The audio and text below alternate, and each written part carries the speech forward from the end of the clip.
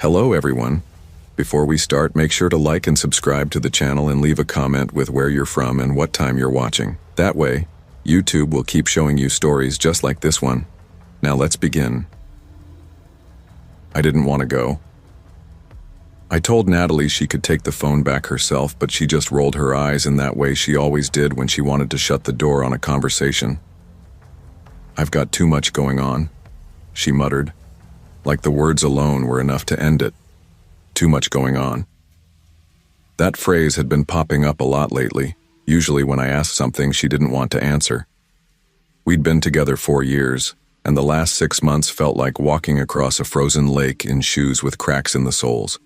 Every step, every word, every look. I felt the ice shift beneath me, ready to splinter at the smallest wrong move. So when she tossed the receipt onto the counter and asked me to handle it, I didn't argue. "Yeah, sure," I said. It was a prepaid track phone, nothing fancy. She told me it had bad reception, that it glitched all the time, that the battery wouldn't even last a full day. But the box was sealed, untouched. She hadn't even bothered to peel the sticker back. That told me more than her excuses did. She didn't want the phone anymore, and she really didn't want me asking why she'd needed a second one in the first place. Still, a return was nothing. Quick errand, in and out. I pulled into the Walmart on E. Hampton a little after 6:30, right before the post-work flood started to thin. The parking lot still had the leftovers of winter clinging to it, gray crusts of snow shoved into corners, patches of ice lingering in the shade. The air was sharp, cold enough that my fingers ached even inside my jacket pockets. Inside, the customer service line was its usual mess. 5 people ahead of me, a toddler screaming high enough to rattle nerves. Some guy with a busted coffee maker chewing out the cashier about a missing piece. The whole place smelled faintly of rubber tires and the fried food from the subway counter. I shifted my weight from one sore foot to the other, Uber miles still burning in my calves. That's when I noticed him. He wasn't in line, wasn't browsing, just standing there. Mid-40s maybe, scruffy beard, hood pulled tight over his face. His eyes didn't blink enough, and when they did, it was too slow, like he had to remind himself how. He wasn't watching the shelves. He was watching people. At first I figured he was waiting on someone. A friend grabbing something, maybe a ride, but he never moved. Just shifted his gaze from one person to the next, like he was keeping track. I caught his eyes for half a second. He turned away immediately.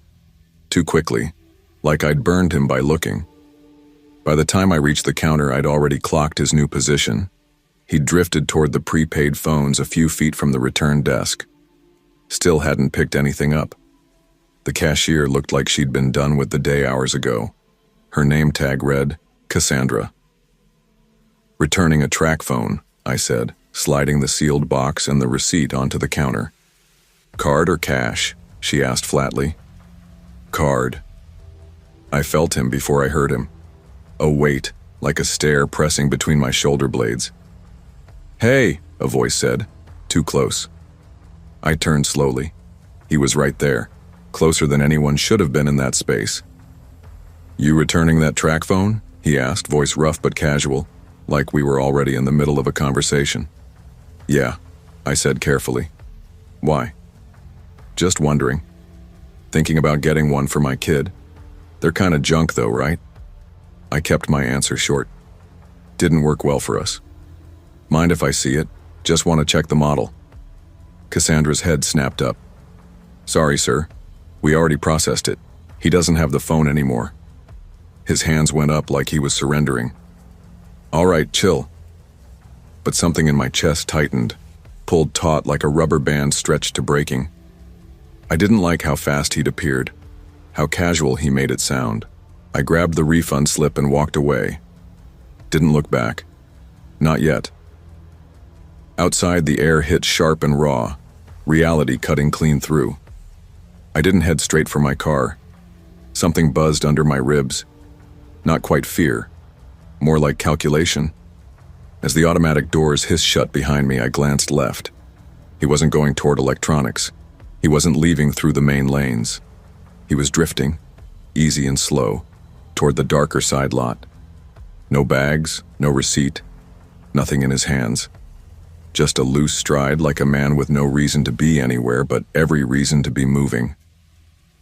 My skin prickled. I detoured, slipped into the front bathroom and locked myself in the handicap stall, still fully clothed, sitting on the toilet lid. My phone in my hand, thumb hovering over the screen, breath held tight. 5 minutes passed, maybe more. No footsteps, no voices, just the hum of the lights and the occasional flush from another stall. When I finally left, I didn't aim for the front doors. I slipped through the garden center instead, where the evening inventory prep kept it open. The parking lot felt quieter, dimmer. My car sat in the second row, under a flickering pole light that pulsed every few seconds like a dying heartbeat. I walked close to the garden fence, scanning with every step. No one behind me. No one crossing the rows.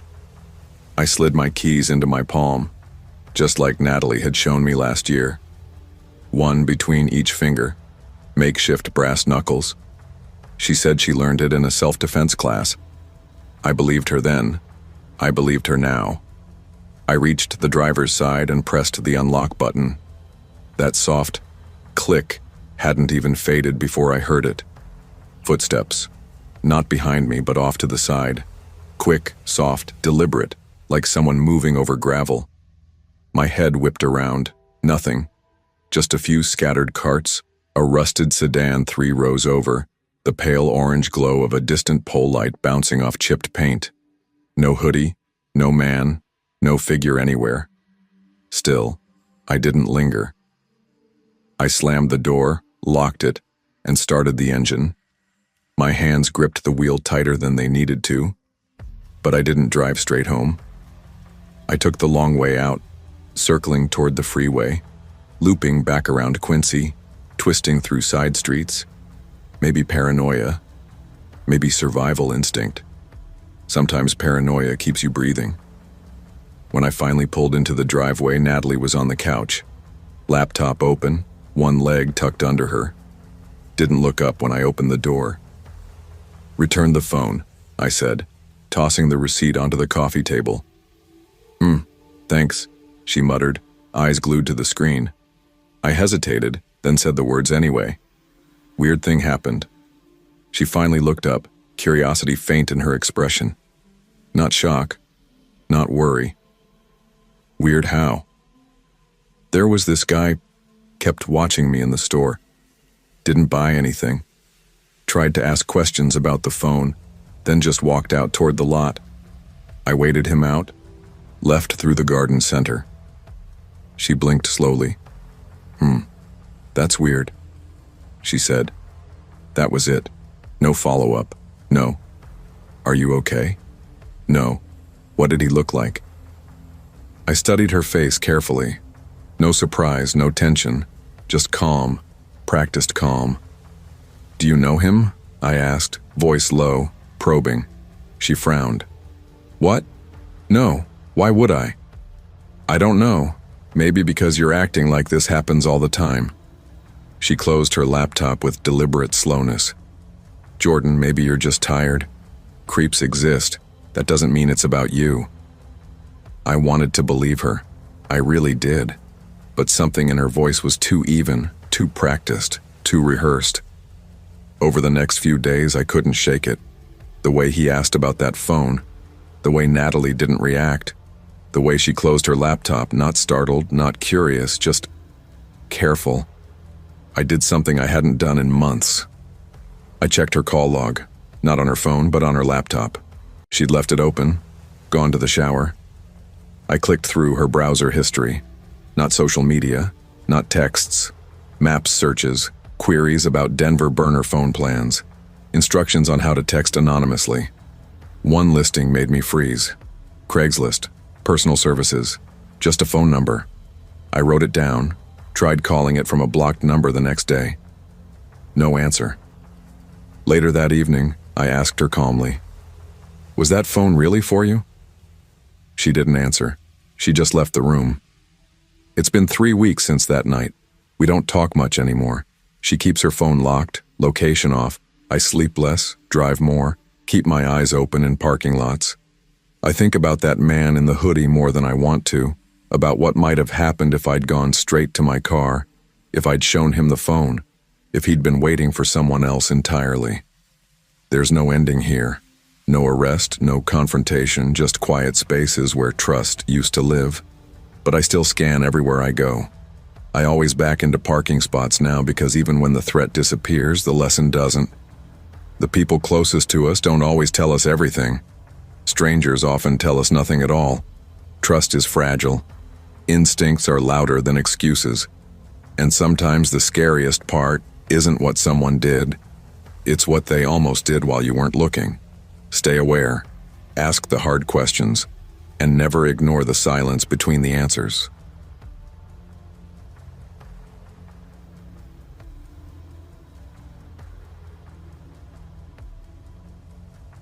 Long before I ever developed that weird unease around self-checkout machines, I was terrified of silence. You don't realize it about yourself until the world goes too still. When the house holds its breath for days, and no one calls just to check if you're still alive. Before my divorce, silence felt like peace. Now it presses in on me like a weight, so I drown it out with reruns of sitcoms I've practically memorized line by line, laughter written for someone else's life, voices that never ask me for anything. It was a Tuesday evening in Missouri, that awkward spring stretch where the wind still cuts sharp enough to make you regret stepping outside.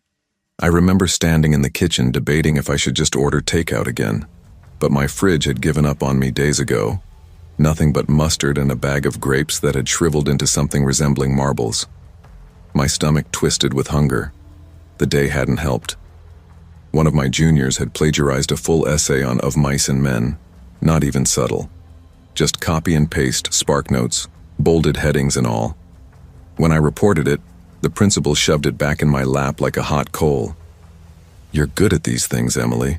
Handle it how you see fit." Which was code for, make the mess disappear quietly. I hadn't eaten since breakfast. With nothing left in the house, I dragged myself into the car and drove to the Walmart neighborhood market off Nurch Road. It was 9:15, 45 minutes until closing. Enough time, I thought.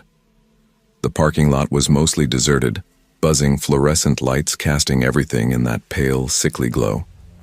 I stepped inside and was met with the familiar cocktail of chilled air, detergent, and ripening bananas.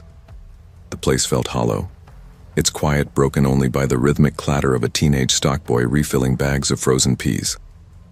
He looked up at me once, eyes blank with boredom, then went back to his work. Perfect. I didn't want attention. I moved quickly. Eggs, spinach, orange juice, cereal, one frozen meal just in case. Enough to scrape through a few days. At self-checkout, I scanned everything, reached for my card, swiped. Declined. I froze, blinking at the screen, swiped again. Declined. My stomach dipped as I pulled out my phone, fumbling to check my bank app. Balance fine, rent cleared, no overdrafts, nothing wrong. Then a voice behind me made my whole body flinch. Need help with that? He wasn't wearing a vest. Mid-30s maybe. Messy brown hair, a dark green flannel thrown over a gray t-shirt, jeans frayed at the cuffs. His eyes carried that worn-out glaze I'd seen on men slumped on late-night buses, men trying to disappear into themselves. I forced a quick shake of the head. "No, I'm okay, thanks." He stepped closer, not much, but enough to make the skin at the back of my neck prickle.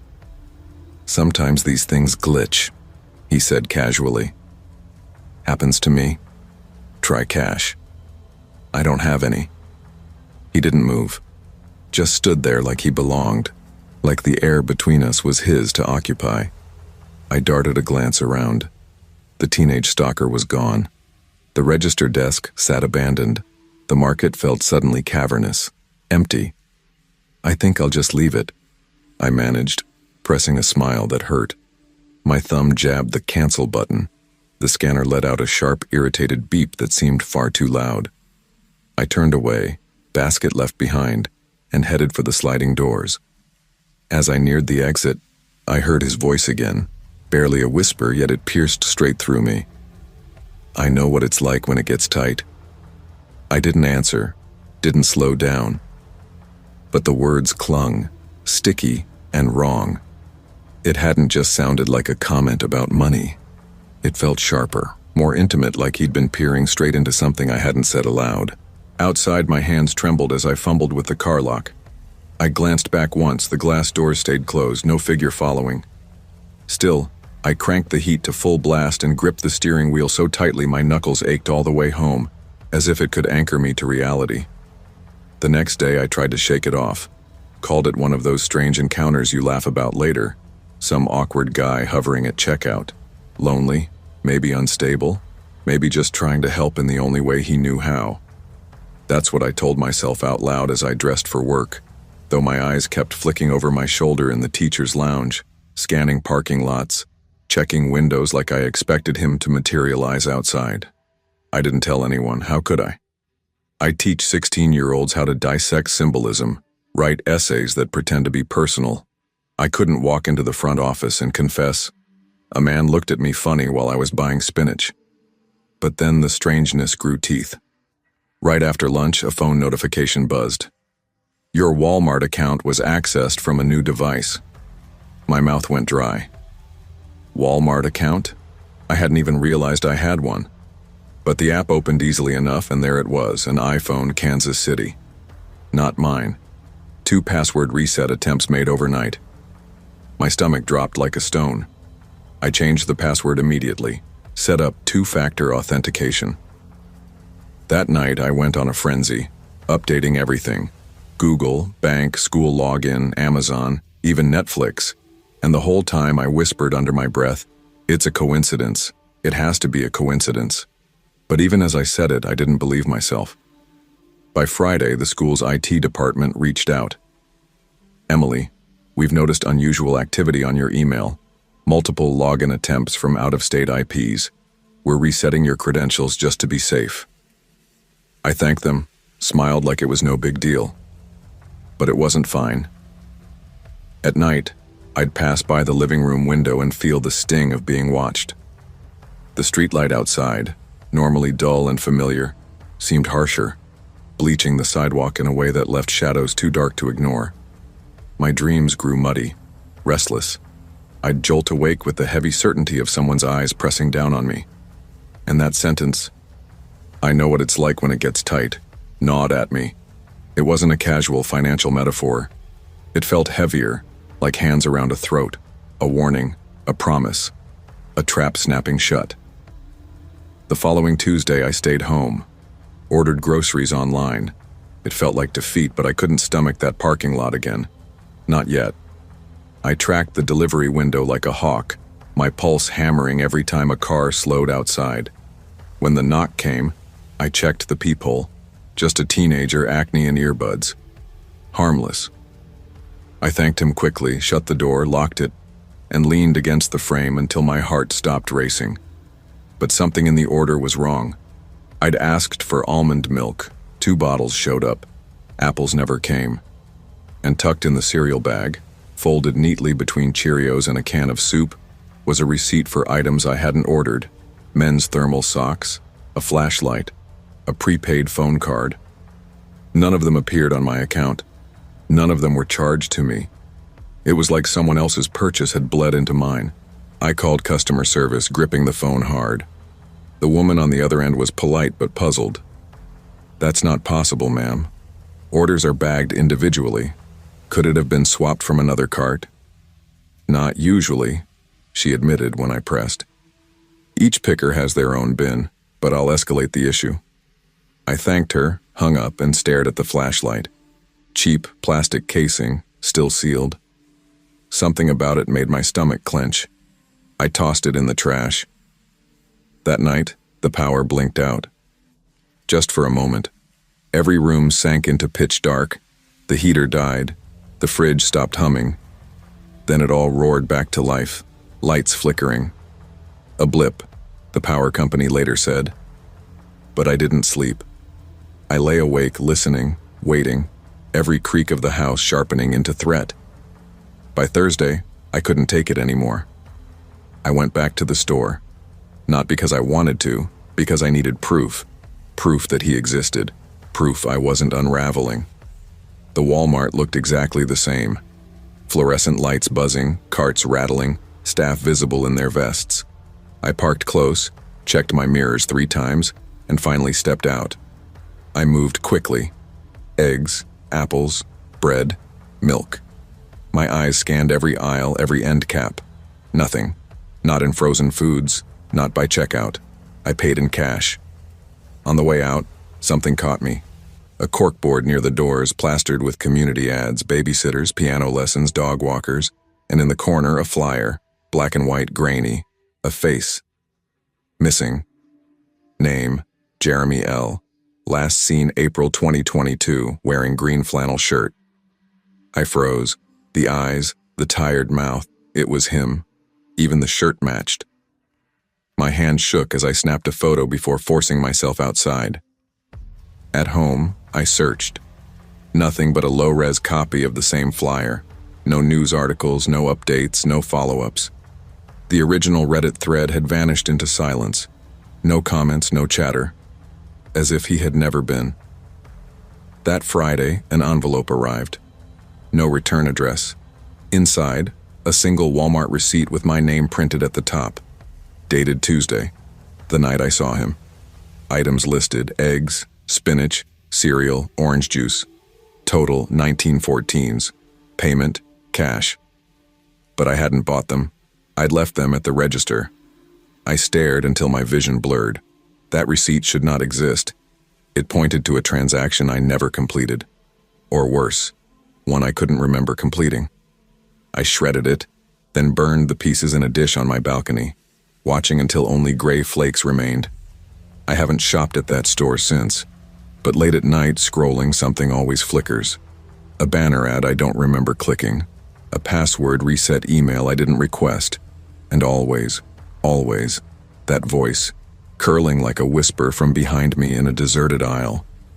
I know what it's like when it gets tight. Trust your instincts, even in ordinary places, especially there.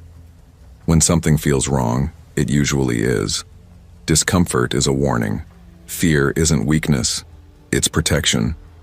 And when the world falls too quiet, listen closely. Something is always hiding in the silence.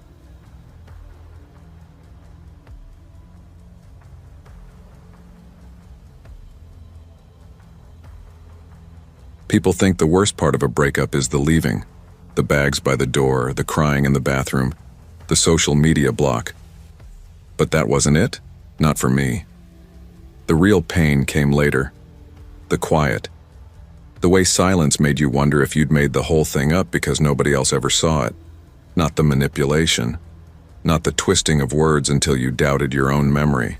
Not the apologies that somehow always ended with me saying sorry. Tyler had that easy kind of charm. He made jokes, laughed loud, helped neighbors move couches. He was the guy who fixed your wobbly cabinet door without being asked. For years, I'd told myself that meant I was lucky. But I wasn't. I was cornered. We'd been together 3 years, moved in after 6 months because he said it just made sense. And for a while, it did. Then slowly, the air in that house turned heavier. Every day filled with lines like, "You twist things. You're overreacting. You're too sensitive, Lena." No shouting, no smashed drywall, no visible bruises. Just 1,000 tiny cuts that left no clean scar. At night, I'd feel his weight shift beside me. Not because he was restless, but because he was scrolling through my texts. He'd ask who I was trying to impress when I wore mascara. He'd sulk if I walked alone around the block, swearing I was pulling away. The final fight? I couldn't even tell you what it started with. But I remember the way his voice sharpened when it dropped to a whisper. "No one else will put up with you." That was the sentence that broke something in me. So I left. A small 1-bedroom on the other side of Cheyenne. New locks, new Wi-Fi password, new routes to work. I cut him out of everything. Blocked his number, changed my emergency contacts, trusted only 2 friends with the address. It hurt, but the silence felt clean. The world was mine again, softer without him in it. until that Friday night at Walmart. The sky looked off that evening, muted gray-orange, the kind of color that makes your skin prickle like a storm's about to roll in. I hadn't planned to leave the apartment. I was cocooned on the couch in sweatpants, scrolling, half listening to some old movie. Then I noticed the toothpaste was empty, the milk sour, freezer bare. When you live alone, there's no backup. No one else is going to run out for you. So, I threw on a coat, grabbed my keys, and drove to the Walmart on Prairie A. It was after 9. The store hummed with that late-night quiet, lights buzzing like they wanted to shut down. A handful of people drifted through the aisles, 2 teens hanging around electronics, a mom corralling pajama-clad kids, some man coughing into the freezer section. I moved quick. Milk, toothpaste, frozen pasta I knew I'd regret. No browsing. Straight to checkout. And then I froze. Tyler was there, leaning against a light pole at the far edge of the parking lot, arms folded, one boot braced against the base like he owned the concrete. I dropped the milk. It thudded, rolled, leaked. I didn't pick it up. My brain short-circuited. He shouldn't have been there. He didn't know my address. I hadn't slipped, hadn't reached out. How did he find me? He looked different. Thinner, messier hair, jacket half-zipped. But his eyes hadn't changed. That fixed stare, like he'd been waiting, watching. And then he started walking. I panicked, but I didn't run. Running would have fed him, and Tyler loved a scene. Loved turning public space into his stage, where I became the irrational one and he the calm victim. So I forced my legs into a fast walk, abandoned the basket, eyes locked straight ahead. "Lena," he called. His voice carried across the nearly empty lot, casual but commanding. "Wait, come on." I kept moving, hands trembling around the key fob. "You blocked me, remember?" he shouted after me. "You think that's fair?" There was a slur in his voice, not stumbling drunk but loose. Off. The kind of buzz that made him unpredictable. "Please," he said again, softer this time, like a plea. "I just want to talk." My chest was hammering. I clicked the remote twice, yanked the driver's door open, and slid inside, every nerve screaming to move faster. He picked up his pace, boots striking faster against the asphalt. His voice carried after me, hoarse, frantic. We were everything to each other. "Lena." I dove into the car, slammed the door, and locked it. The echo of the lock snapping shut felt like the only barrier holding me together. His palm smacked the window just as I twisted the key in the ignition. "You think you can erase me?" The way he said it chilled me deeper than the night air. It wasn't just a bitter ex shouting in anger. It sounded like a law I had broken, a truth he believed I had no right to undo. My blood felt icy in my veins. I threw the car into reverse, tires screeching against the pavement as I ripped out of the spot. His mouth moved, his voice chasing me, but all I heard was a high ringing in my ears. My eyes flicked to the rearview mirror. His old black Chevy sat on the far edge of the lot. I caught the blur of him sprinting toward it. I didn't take my usual way home. I cut through residential streets, doubled back, slid down narrow roads I'd never noticed before. I ducked into the cracked parking lot of an abandoned diner, killed the engine, and let the silence press in. My chest was tight, breath shallow, sweat beading slick across my palms on the steering wheel. No headlights behind me, no tires on my trail, nothing. When I finally made it back to my apartment complex, I pulled in slow and sat there waiting. Still nothing. Relief trickled in, thin and temporary. But when I unlocked my door and glanced over my shoulder, he was there. Tyler stood at the far corner of the block, swaying under a flickering streetlight. His shirt hung open, chest bare to the cold like he didn't even notice. His lips moved, mumbling words I couldn't hear. I shut myself inside, locked the door, turned every light off, and crept to the curtain. Through a thin gap, I watched. He paced, muttering, then shouting. "She doesn't get to walk away like that. I gave her everything." His voice cracked with rage, every word heavy and raw. He kicked over a trash bin, sending cans clattering into the gutter, then dropped onto the curb as if his body had finally buckled. I stayed frozen in the dark, pulse pounding in my throat. I didn't want to call the police. I didn't want the escalation. But every second I stood there, it felt like I was suffocating. He rose again, staggered into the street, arms thrown wide, shouting at no one, just rage spilling into the night. And then headlights cut through the dark. A white box truck barreled down the road, too fast, no brakes. He turned just as the front grille met him. The sound was nothing like movies. No screech, no cinematic smash, just a flat, sickening thud. Flesh and bone against metal. His body folded, then hit the pavement with a weight that made my stomach twist. The truck rolled to a stop, hazard lights flashing like a pulse. I dropped to the floor behind the curtain, hands clamped over my mouth, eyes shut tight. I couldn't look again, not until the sirens wailed minutes later. They called it an accident. The reports were clean, stripped down. He'd been intoxicated, disoriented, wandering into a dim street. No drugs in his system, no suicide note, just a tragic end to a troubled man. That's how the news packaged it. 2 paragraphs in a local column. No mention of how he found me. No mention of him screaming my name across the Walmart lot. I didn't go to his memorial, didn't reach out to his family. Instead, I wrote everything down. Every fight, every twisting of words, every time I convinced myself staying was love. I needed the record, if only for myself. Months have passed, but I still jump when a voice tilts a certain way. Still check locks 3 times before bed. Still dream of that sound, the thud, the silence after. I never wanted him dead. That's the hardest truth to hold. I just wanted him gone. Tyler was the first man I loved, and the last man who made me afraid to breathe. His final words weren't spoken in quiet. They were screamed across asphalt, threaded with desperation. "You think you can erase me?" "No, Tyler. I can't erase you. But I can survive you. Leaving doesn't erase the fear, but it opens the door to freedom. Emotional abuse doesn't leave clean scars, but it leaves weight, fear, guilt, confusion that cling like smoke. And still, you trust your instincts. You remember, no apology, no memory, no history is worth surrendering yourself. You don't owe anyone your peace, especially not the ones who shattered it.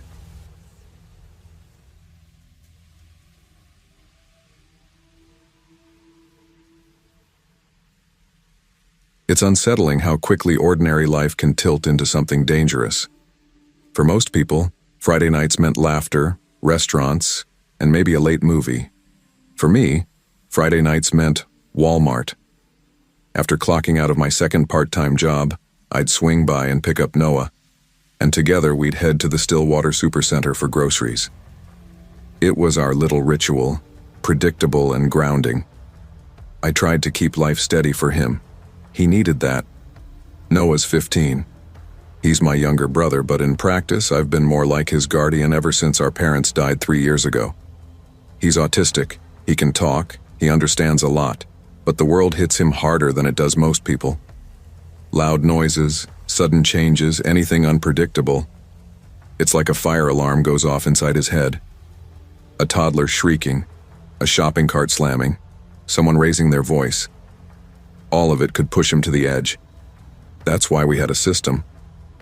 I carried his noise-canceling headphones in my bag. Before we went in, we practiced breathing exercises in the car. Inside, we kept to the outer aisles where it was calmer. I knew his signals, the rapid tapping of his hand, the shallow breaths, the tight jaw. Those cues told me when to slow things down before he spiraled.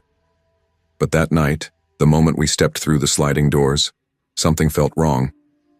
The store had a charged, restless energy. It was noisier than usual.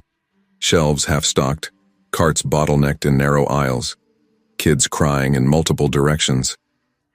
Near the pharmacy, a man paced with his phone pressed to his ear, shouting into it like the person on the other end was miles away.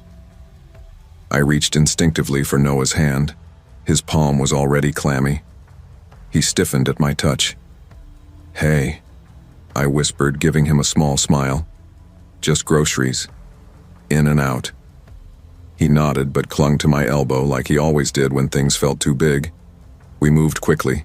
Produce, frozen foods, essentials, milk, rice, canned beans, a couple of dinners I could heat up after work. Noah was holding steady, quiet, but focused, until we hit the dairy aisle. That's when the shift came.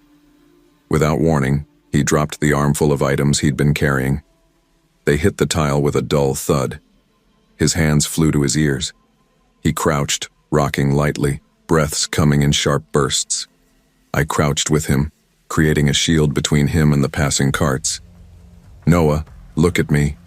Breathe with me, okay? In through the nose.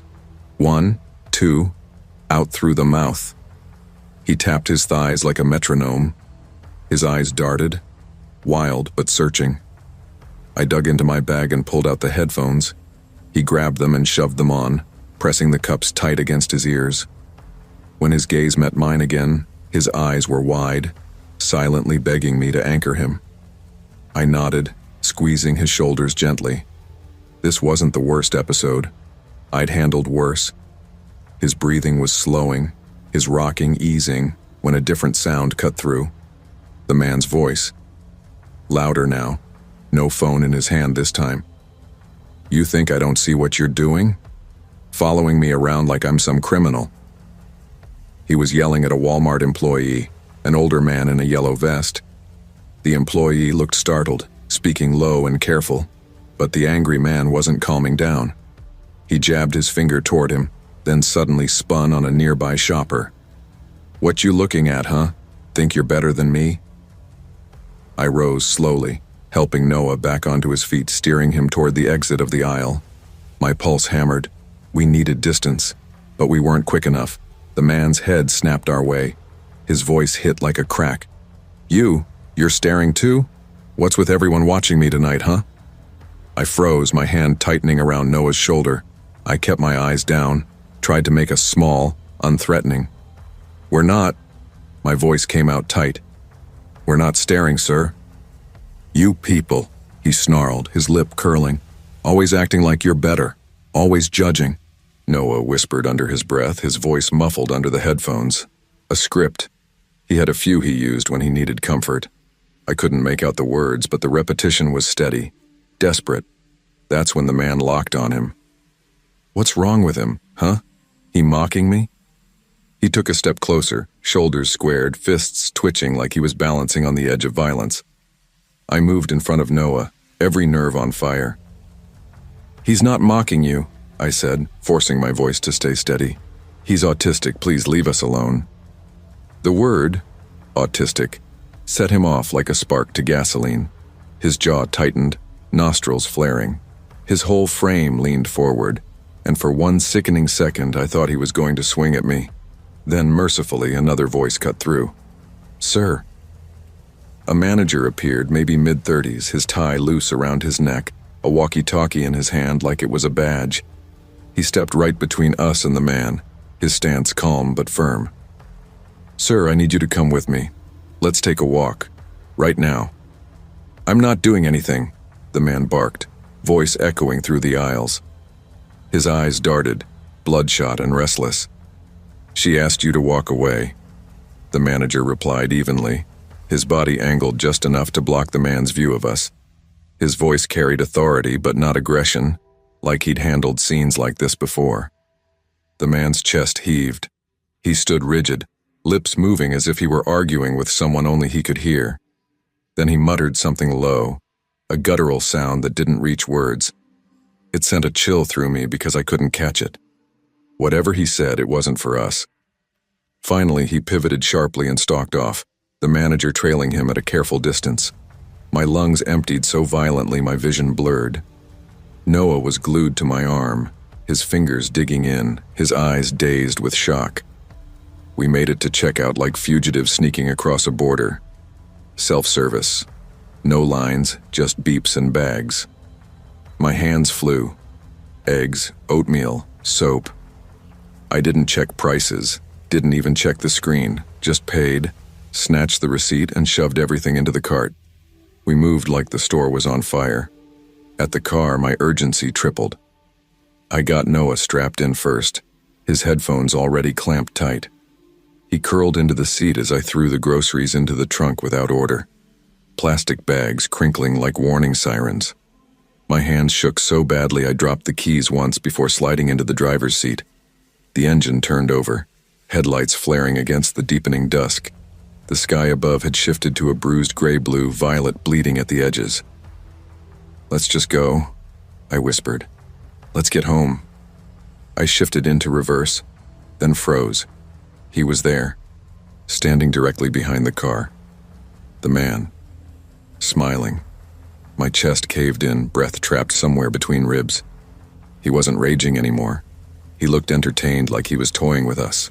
I tapped the horn, a warning. The sound seemed to vanish into the night air. He didn't flinch, just tilted his head sideways like a curious dog hearing a whistle. I flicked my eyes toward Noah. He was watching, puzzled but not frightened yet. I had to keep it that way. My voice cracked as I spoke, though the windows were still rolled up. "Sir, please move." He raised one hand, gave a mocking little wave, then drove his fist into the rear window. The thud jolted through the car. I yelped. Noah flinched hard, his confusion shifting toward panic. The second punch landed harder, louder, the glass shivering under the blow. My body reacted before my mind did. I slammed the gear into reverse and stomped the gas. Not enough to hit him, but enough to make the car lurch backward. He stumbled, thrown off balance. I yanked the wheel, tires squealing as I shot out of the space. I didn't look back, didn't care about the angry shouts behind us or the stoplight ahead. I blew through it, adrenaline drowning everything but the need to get distance. Only blocks later, on Main Street, did I pull over. My hands still vibrated against the wheel. I turned to Noah. His headphones were back on, but he was curled tightly, hands over his face.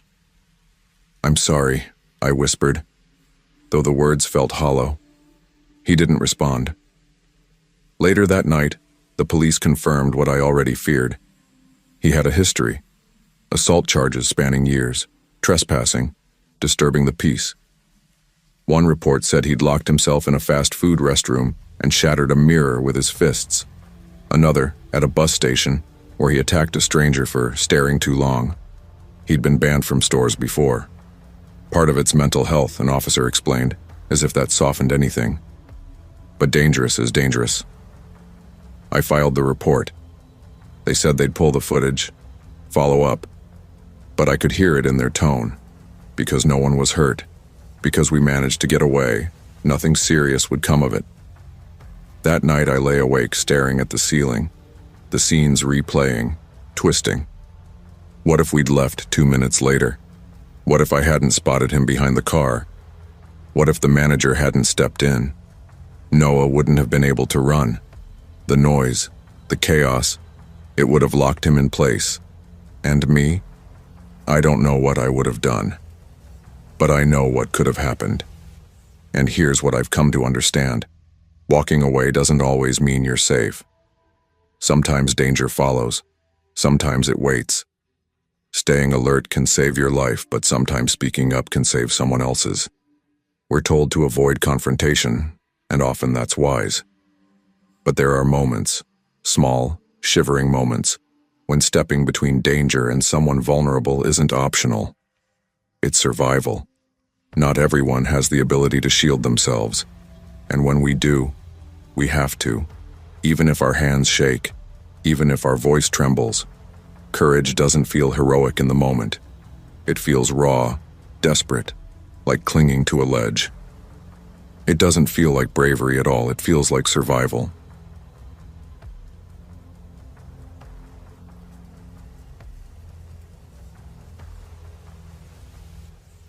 Long before the word trafficking ever meant anything to me outside of grim news segments or the occasional late-night documentary, I thought I was doing everything right.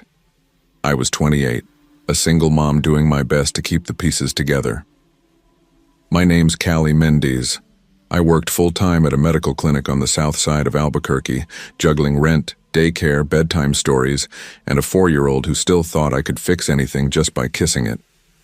Sierra had just started pre-K, all wide-eyed innocence and paint-stained hands. I had just crawled out of a nasty breakup, the kind that shatters your trust in your own judgment, leaves you second-guessing every gut instinct. We'd moved into a smaller apartment closer to my job. It wasn't much, but it felt safer, quieter, neighbors who waved, moms pushing strollers in the courtyard. I kept telling myself it was a fresh start. And for a while I believed it. Things weren't perfect, but they were steady. I was learning how to breathe again. It was a Saturday when everything shifted. Hot, dry, the kind of day that baked the parking lots into shimmering waves. Weekends at Walmart were always chaos, and I usually avoided them. But Sierra had run out of her yogurt pouches, and we were low on the basics: paper towels, laundry pods, the usual things that made a house keep running. The parking lot was a battlefield. Horns honking, carts clattering, people weaving between bumpers. For a moment, I almost turned back. But Sierra was already begging from the back seat. "Please, Mommy, the animal cookies, the ones with the marshmallows." Her little hands clapped against her car seat straps, too excited to be denied. So we went in. I grabbed a cart, strapped her in, handed over a pack of fruit snacks and her pink water bottle. She settled instantly, chattering about which cookies she was going to pick. I steered toward the edges of the store, avoiding the bottleneck in the middle. We passed hardware, then health and beauty, then on toward the cleaning supplies. That's when Sierra spotted them. A giant wire bin overflowing with stuffed animals, soft bodies spilling out near the seasonal aisle. "See? Mommy, look. Can I go?" Her whole body squirmed against the strap. It wasn't far, 15 feet maybe. I could see her clearly, and she wasn't out of earshot. I glanced at the detergent shelf, then back at her, then back again, saying the thing every parent says to reassure themselves. "Okay, baby, just stay where I can see you." I swear I looked up every 5 seconds. I swear. But 3 seconds is all it takes. I was comparing 2 bottles of detergent, name brand versus store brand, trying to stretch $20 into 30. I blinked, looked up. The space by the stuffed animals was empty. At first I didn't panic. I told myself she'd crouched behind the bin, maybe wandered to the next display. Kids do that. I pushed the cart forward, my voice light but a little higher than usual. "Sierra? Baby? Where'd you go?" No answer. I turned the corner, scanning. My stomach dropped. She wasn't crouching. She wasn't hiding. She was sitting calmly in another cart, and a man I had never seen before was pushing it. He didn't look at her, didn't talk to her, just walked fast straight toward the back of the store, toward the garden exit. His hoodie was gray, faded, pulled up despite the heat. Jeans, nondescript, too nondescript. For half a second I told myself maybe she'd climbed into a stranger's cart. She was outgoing, always quick to smile at people, but something about the way my chest locked up told me otherwise. "Excuse me?" I called out, voice sharp, still hoping I was wrong. "Sir, hey." He didn't even slow down. Then something in me broke. "That's my daughter. Stop." He turned just enough for our eyes to meet, and I swear, it was like he wasn't even looking at a person. His face blank, expressionless, like I was background noise. A buzzing light. Nothing worth acknowledging. Then he pushed the cart faster. I dropped everything. Purse, detergent, all of it. I just ran. Sandals slapping against slick Walmart tile, my throat tearing with her name. "Sierra. Sierra." People were staring now, frozen mid-aisle. And that's when another man appeared. Clean cut. Younger. Maybe late 20s. He stepped directly into my path, his smile calm in a way that made my skin crawl. "Ma'am," he said smoothly. "You look confused. Let me help." "Get out of my way." I shoved him, hard enough that his composure cracked for just a second. That was all it took. The spell shattered. A cashier shouted from across the store, A woman with a cart full of cleaning supplies sprinted ahead and blocked the exit, her voice breaking as she screamed, "Stop that man! That's her kid!" The man let go of the cart instantly, just abandoned it. Sierra burst into tears, scrambling back toward me as the first man bolted out the emergency exit. The clean-cut one slipped away too, vanishing into the chaos before anyone could stop him. I caught Sierra against me, her arms wrapped so tight around my neck I could hardly breathe. She was sobbing into my shoulder, terrified and confused. My hands shook so violently I could barely dial 911. After that, everything blurred. Questions I couldn't answer, voices all around me, the Walmart manager barking into a walkie-talkie, someone muttering about asset protection, employees scrambling. My brain refused to process any of it. All I could think over and over was how close I had come to losing her, and how blank his face had been when he looked at me, like I wasn't even human. The police showed up within 10 minutes, but by then the man was already gone, slipped out into the sprawl of Albuquerque like he'd never been there at all. They pulled the security footage, and it was exactly what I feared. Grainy, jerky, the kind of video you see in news reports where you want to scream at the screen because nothing is clear. His face blurred when he turned, the outline of his hoodie too dark to make out. The car he got into, if it was even his, was parked way at the edge of the lot. The plate, completely unreadable. Might have been a burner car, one of the officers said, almost casually, like it was just another box to tick on his mental checklist. But what stuck with me wasn't the footage or the car. It was the detective who pulled me aside, lowering his voice like he was telling me a secret no parent should have to hear. "You're not the first," he said. "There have been 2 similar cases this week. One in Rio Rancho, one off San Mateo. Same setup. One guy walks the kid out in the cart, the other blocks the parent. If no one calls it out, they're gone before anyone even notices." It hit me like a second punch to the chest. My knees almost buckled. All I could think was, what if that woman hadn't blocked the door? What if my scream hadn't carried? Sierra was safe, thank God. No bruises, no scrapes. But something inside her shifted. She clung tighter to me in parking lots, buried her face into my neck when strangers got too close. She wouldn't sit in a shopping cart without shaking her head, whispering, "Mommy, don't let the cart man find me." I didn't sleep right for weeks. Truthfully, I still don't. Everything changed after that day. No more casual errands, no more quick trips. For months, I did online pickup just to avoid stepping inside. And when I finally went back, I couldn't stop noticing things.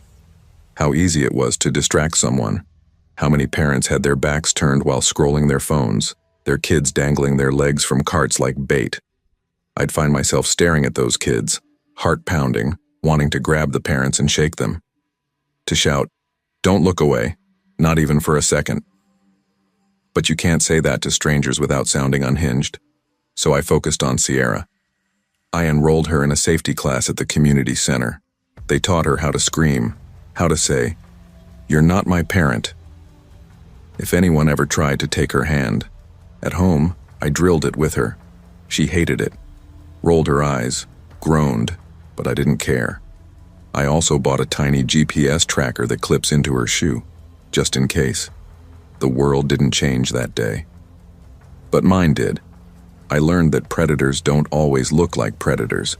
They don't lurk only in shadows or alleys. Sometimes they walk right past you in a Walmart aisle. Sometimes they smile. Sometimes they look helpful. And they count on the chaos, on your exhaustion, on your kindness, on the way you glance at a price tag instead of your child. It's been almost a year now. Sierra just turned 5. We celebrated at the park. Cupcakes and a Paw Patrol cake, her friends laughing as frosting smeared across their faces. She doesn't talk much about that day anymore. But I do. I tell other parents, I tell coworkers. I told the story once at a PTA meeting, and the room went silent. Wide eyes, nervous shifting, like it had never crossed their minds something like that could happen in a place so ordinary. That silence is what still chills me. Because silence is what those men counted on. They almost had her. and no one noticed until I screamed. So I scream for her now, in a different way. I tell people, watch your kids, stay off your phone in stores, trust your gut, even if it feels rude, even if it feels awkward. Better rude than silent. Better a panic that turns out to be nothing than a silence that turns into a headline. And Sierra. Sometimes she still asks to sit in the cart. But now, before she settles in, she looks up at me and asks softly, "Mommy, you're watching me, right?" And I always answer the same way. Always, baby. Always. Danger doesn't always look like danger. Most of the time it wears the mask of normal life. And in a world drowning in distractions, awareness, raw, stubborn vigilance, is the only defense we really have.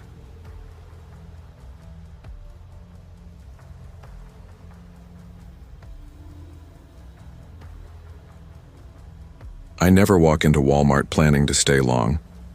That Tuesday wasn't any different. The rain had just let up, a steady Carolina drizzle that left the entire parking lot shining like a sheet of dark glass. I parked, cut the engine, then sat there for a moment, phone still warm in my hand. I'd just gotten off the line with DeAndre, one of the boys from the youth center. 13, bright as hell, but weighed down with the usual, bullies at school, nonsense that eats away at kids who don't deserve it. Calls like that stick to you. I promised him I'd check back later. I just sat there, staring through the windshield streaked with mist, feeling heavier than I wanted to admit. Tired. Not the kind that sleep fixes, but the kind that settles in your chest. Tuesdays always feel like reheated leftovers from Monday. Still rough, just less sharp. But I needed basics. Rice, shampoo, maybe some protein powder since the last scoop in my tub was practically dust. I pulled my hood up before stepping out, not to look cool, just didn't want cold drops on my scalp. The air was damp, smelling faintly of asphalt and wet leaves. Inside it was quiet for once. Around 3 in the afternoon, Walmart's mostly older folks moving slow, a couple moms with restless kids. The fluorescent lights hummed overhead, making everything look like it had been washed in pale water. I stuck to my list. Shampoo first. I was staring at 2 bottles, wondering if I should stick to the usual or try one with tea tree oil, when I noticed her. A young white woman, mid-20s maybe, pale face, thin ponytail, pushing a stroller with a half-asleep toddler inside. She walked past me once, then again, then a third time. This time her hand dipped into her sweatshirt pocket, pulling out her phone, glancing at me quick before looking away. She didn't say anything, didn't even hold eye contact, just kept moving. I brushed it off. People double back in stores all the time. I grabbed the shampoo, turned down another aisle. Rice, aisle 10. Protein powder, aisle 12. I remember because I was clock watching, trying to beat the crush of school buses on the main road. By the time I hit self-checkout, that's when I felt it. Eyes. Like the hairs on my neck stiffened before my brain caught up. I had 3 things in my hands, no cart, no basket. I scanned the shampoo. That's when they walked up. 2 men. Both maybe late 30s. One bald with sharp eyes, the other carrying a clipboard. Both in Walmart security vests, badges dangling from lanyards. "Sir, we've had a concern," the bald one said, voice calm but firm. "We need you to step aside and speak with us." I turned, blinking. "Concern? What kind of concern?" The clipboard guy shifted his weight. "There was a report of suspicious behavior in the baby aisle. We just need to clear it up. Won't take long." "The baby aisle?" My voice cracked in disbelief. "I haven't even been near the baby aisle." He motioned toward the back of the store, polite but not giving me much choice.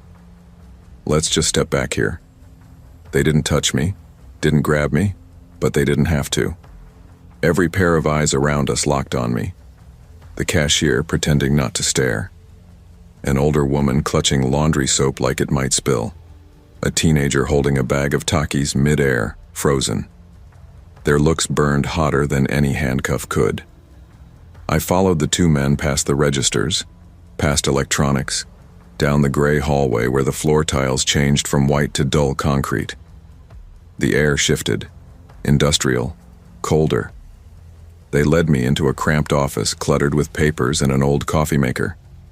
"Have a seat," clipboard said. A monitor on the desk played grainy black and white footage on loop, the kind with angles that make everyone look guilty. He pointed to a figure pushing a stroller. "Do you know this woman?" I squinted at the blurry image. The ponytail, the oversized sweatshirt, it had to be the same woman. "No." "Have you spoken to any children in the store?" Bald asked.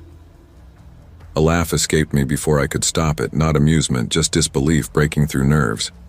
"No, I haven't talked to anyone." Clipboard leaned forward slightly. "Then why were you switching aisles so often?" I met his eyes, kept my voice steady. "Because I was shopping. Rice, shampoo, protein powder. That's it." Neither of them answered. They just stared at the monitor, rewinding the footage, playing it back again, as if the blur on the screen could twist into something it wasn't. Clipboard guy scribbled notes while Bald leaned against the wall, arms folded tight across his chest. The clock on the wall ticked so slowly, it almost mocked me. 30 minutes passed, maybe more, while I sat there in that cramped office, the hum of the monitor filling the silence. Eventually, they both leaned back from the screen. Clipboard cleared his throat. "Well, based on the footage, it looks like you stayed in the same general aisles. She passed you a few times. Looks like she may have gotten the impression you were following her." I just stared at him. "So, she thought I was following her, and that's enough to drag me into a back office?" He shifted in his chair, uncomfortable. "It was a complaint. We have to take those seriously." "Sure," I said slowly, holding his eyes. "But nobody checked the footage before hauling me back here." The bald one finally spoke, voice flat like it was rehearsed. "It's just protocol, sir." "Protocol," I repeated under my breath, tasting the word like something bitter. That was it. No apology, no offer to bring in a manager, no quiet acknowledgement of the humiliation they'd just put me through. Just a cold dismissal. "You're free to go." I walked out, shoulders heavy, past the humming lights, past the staring eyes I imagined still following me. At the front, I didn't even bother finishing checkout. I dropped the shampoo in a bin by the pharmacy and kept walking, receipt crumpled useless in my pocket. Outside, the rain had stopped. The sun broke through the clouds like nothing had ever happened. But it had. It definitely had. I sat in my car for a long while, engine off, hands gripping the wheel. I'm 36, born and raised in Fayetteville. Army vet, youth counselor. I don't shout, don't swagger, don't wear sagging pants or flashy chains. And still, I've been pulled over for nothing, followed in stores, stared at like I'm a threat before I've even opened my mouth. You'd think I'd be used to it by now, but it still jolts you, that sudden shift from customer to suspect. My mind spiraled through the what-ifs. What if I'd raised my voice? What if I'd confronted the woman, asked why she kept circling me? What if I'd refused to go to the back without proof? I knew the answers already. I've known them most of my life. Rule 1, stay calm, even when your insides are boiling. Rule 2, keep your hands visible. Rule 3, never, ever lose your cool. Because losing your cool doesn't get defined the same way when you look like me. I didn't set foot in that Walmart for months after. I signed up for a grocery delivery app, kept errands short, avoided crowded aisles if I could. It wasn't exactly fear, it was weariness. A bone-deep exhaustion that piles up incident after incident, until you have to pretend each one weighs less than it does just to get through your day. That night my phone buzzed. A text from DeAndre. Said a kid had thrown his lunch tray at him in the cafeteria. Said the teacher told him to just ignore it. I called him right away. Let him vent. Told him to breathe. Told him I was proud of him for keeping his cool. And I meant it. But when I hung up, I sat there in the dark, thinking about what I should be teaching him. about how the world reads us before it listens to us, about how quickly suspicion can spark, and how slow the apologies are, if they ever come. I thought about that woman's face, that flicker of distrust. Whether she meant it or not, her glance had become a chain reaction, dragging me into an office, staining my day, carving another notch into the weight I already carried.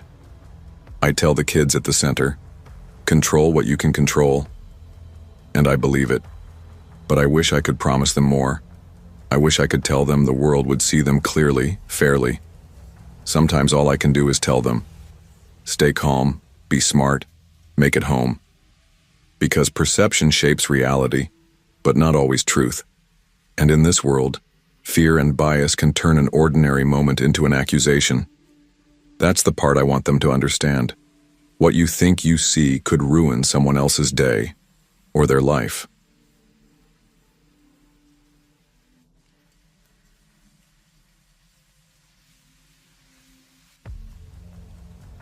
People think size equals confidence. Like if you've got the shoulders, the arms, the frame of a guy who used to play football, nothing rattles you. But that's not the truth. Not for me, anyway. My name's Tyler Moss. I'm 30 now, working as a personal trainer in Fort Worth. Used to play linebacker in college until a torn ACL junior year ended that track. I never went pro, never got my name called on draft day, but I stayed in fitness, opened a small garage gym, built up steady clients. I'm good at what I do and I keep to myself. Always have. But no matter how quiet you try to live, there's always someone who only sees the muscle, not the man. It was a Sunday evening, one of those muggy late summer nights where the air feels like it's pressing down on you. I'd just finished a late lift at my buddy's gym near Henderson Street. Nothing crazy, back day, a little cardio, some stretching. I was drained, hungry, ready to crash. But I figured I'd swing by the Walmart off 35 before heading home. Needed almond milk, frozen veggies, protein powder. That was it. I didn't even change. Still in my black tank top, joggers, sneakers, gym duffel slung over one shoulder. In Fort Worth, no one bats an eye at gym wear. I didn't think twice. Walked in, gave the greeter a nod, popped in my earbuds. I wasn't there to flex or vibe. My body felt heavy, gait dragging the way it does after heavy lifts. I went straight for the health and fitness aisle, scanning protein bars, flipping them over to check calories, sugar, macros. You'd be surprised how many look clean on the front, but lie on the back. That's when I noticed movement out the corner of my eye. 3 girls, teenagers, 16, maybe 17, hovered near the drink coolers. One pointed at me. Another glanced up, caught my eye for half a second, then buried her face in her phone and laughed. The third leaned in, whispering. That look, they weren't subtle. My stomach sank. I've seen that look too many times before. Like I was some kind of walking joke, or worse, a threat. I exhaled, pulled my hoodie out of my duffel, slid it on. I just wanted to shop in peace. I moved down toward the vitamins aisle, hoping they'd lose interest. Teenagers can be weird, impulsive. I wasn't about to engage, kept my head down, focused on my list. About 10 minutes later, I was squatting to check supplements on the bottom shelf when I felt a tap on my shoulder, sharp enough to jolt me upright. 2 Walmart employees stood there. One was an older guy, manager vibe, polo tucked in, calm but stiff. The other was a younger woman holding a clipboard like it was armor, jaw tight. "Hey, sir," the man said, voice careful, practiced. "Few quick questions. Sorry to bother you." I tugged out one earbud. "About what?" He cleared his throat. "We received a report from some shoppers, minors, that there was a man following them around and making them uncomfortable." For a moment, I just stared at him. The words didn't even click right away.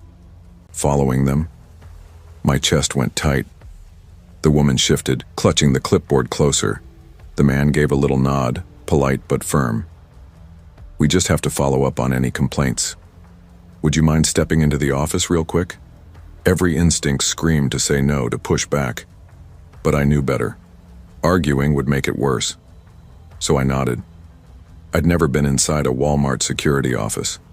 The air was cold, walls lined with dull gray shelving.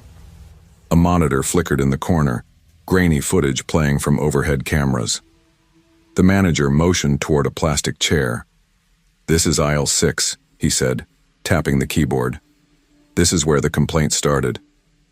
I leaned forward, elbows on my knees. On the screen, there I was, walking into the aisle, alone. The camera showed me standing there, flipping boxes over, checking the backs for sugar counts. A full minute passed before the girls even entered the aisle from the opposite end. "See that?" I said, pointing at the screen. I was already there. The manager leaned forward, squinting. "Yeah," he admitted, nodding. I noticed that. The young woman with the clipboard stepped up then, holding out her phone like it weighed something heavy. "They also posted this." She handed it to me. An Instagram story, already screenshotted. White text scrawled over a grainy shot of me. Hoodie half pulled up, leaning toward the shelves. "This creep keeps following us," told an employee. "Hope they kick him out."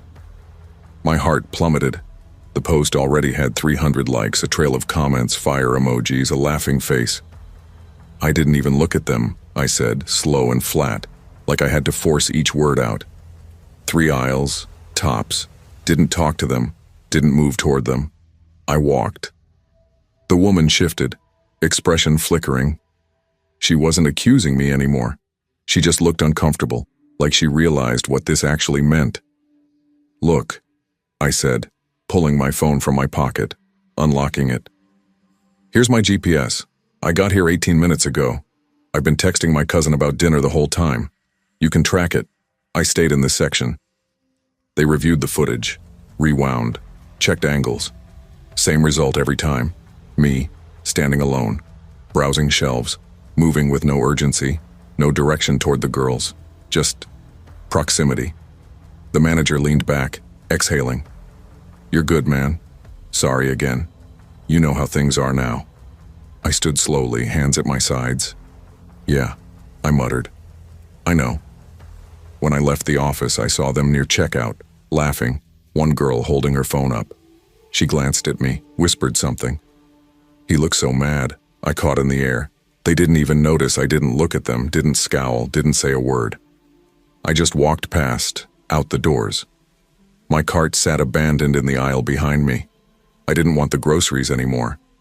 Outside, the sun had just slipped under the horizon. Purple streaks stretched across the Fort Worth sky like bruises.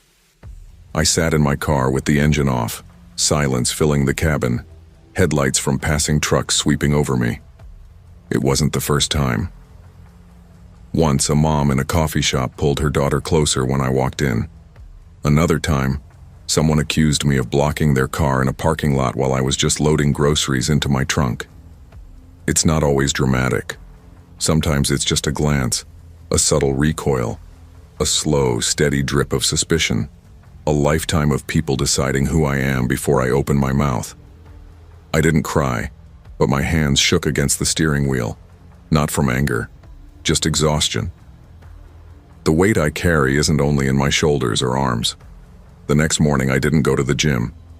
I stayed inside, pulled on a baggy hoodie, wore it all day, even at home, like I could hide myself. It's wild how fast one lie spreads, how fast it drowns out your entire lived reality.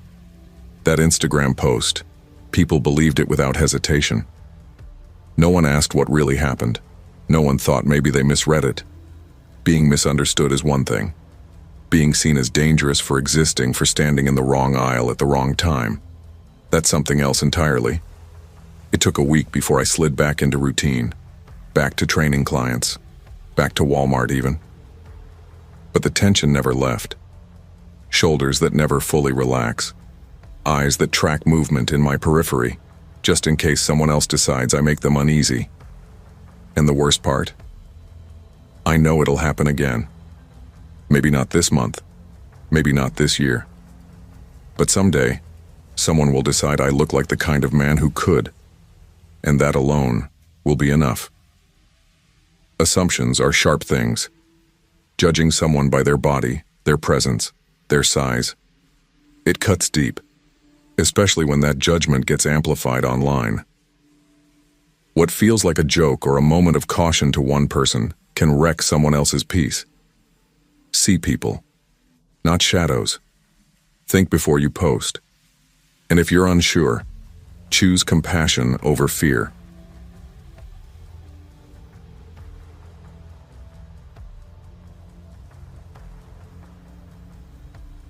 I still remember the way the lights buzzed that day.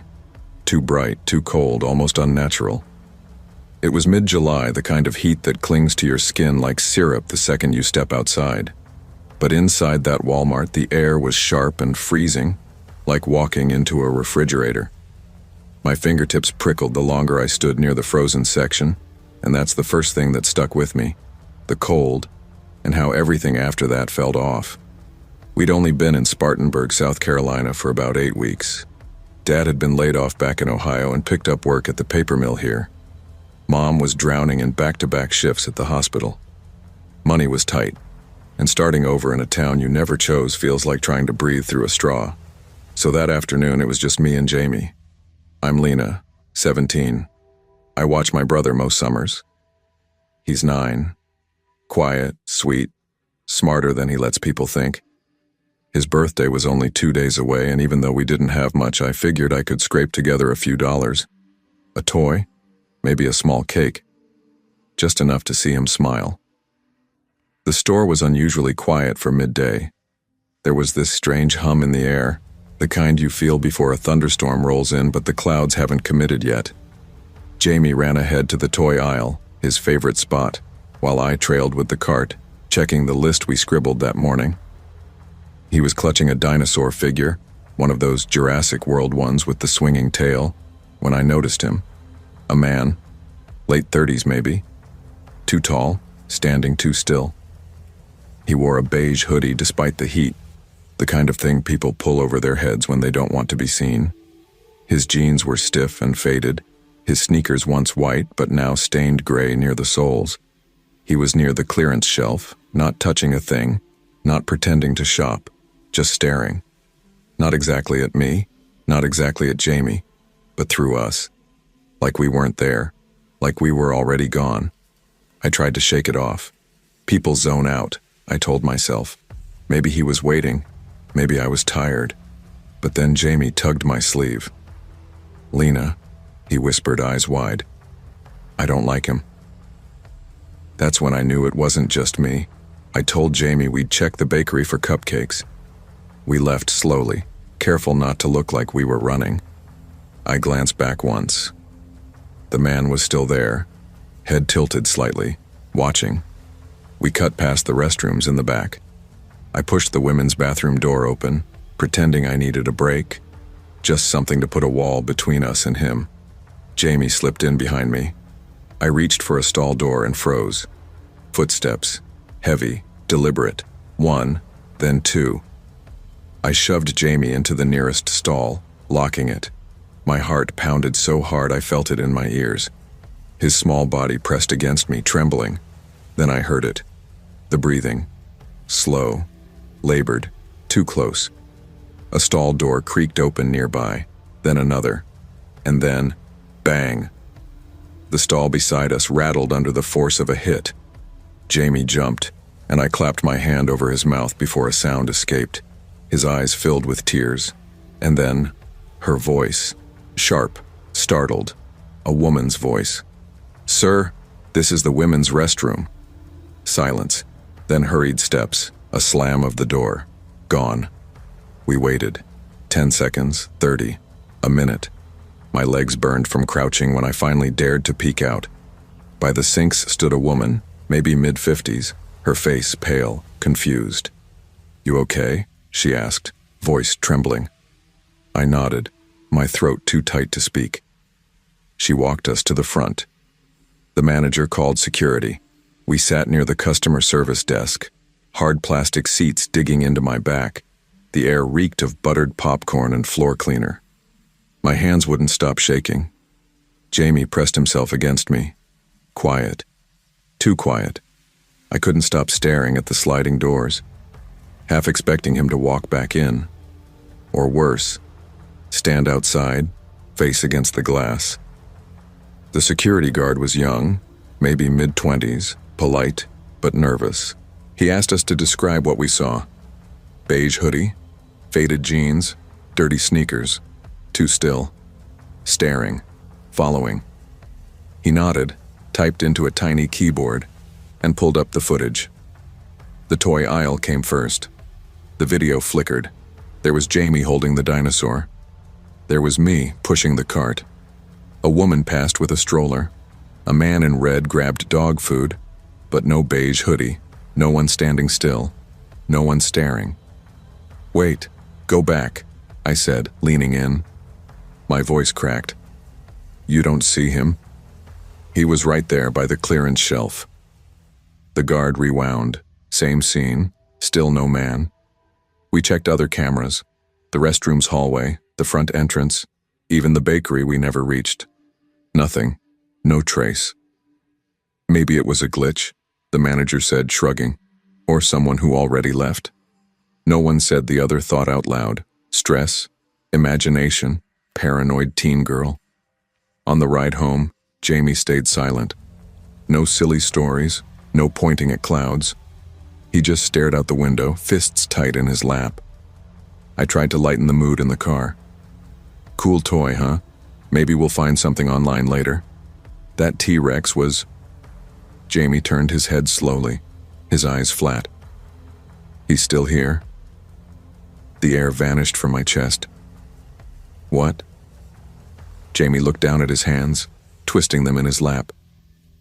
"He said he just wants to know where your room is." I didn't answer. I couldn't. I didn't want to scare him worse, and I didn't want to believe it myself. But I didn't sleep that night. Not for a second. Thunder started around midnight. One of those slow summer storms that lights the sky long before the rain arrives.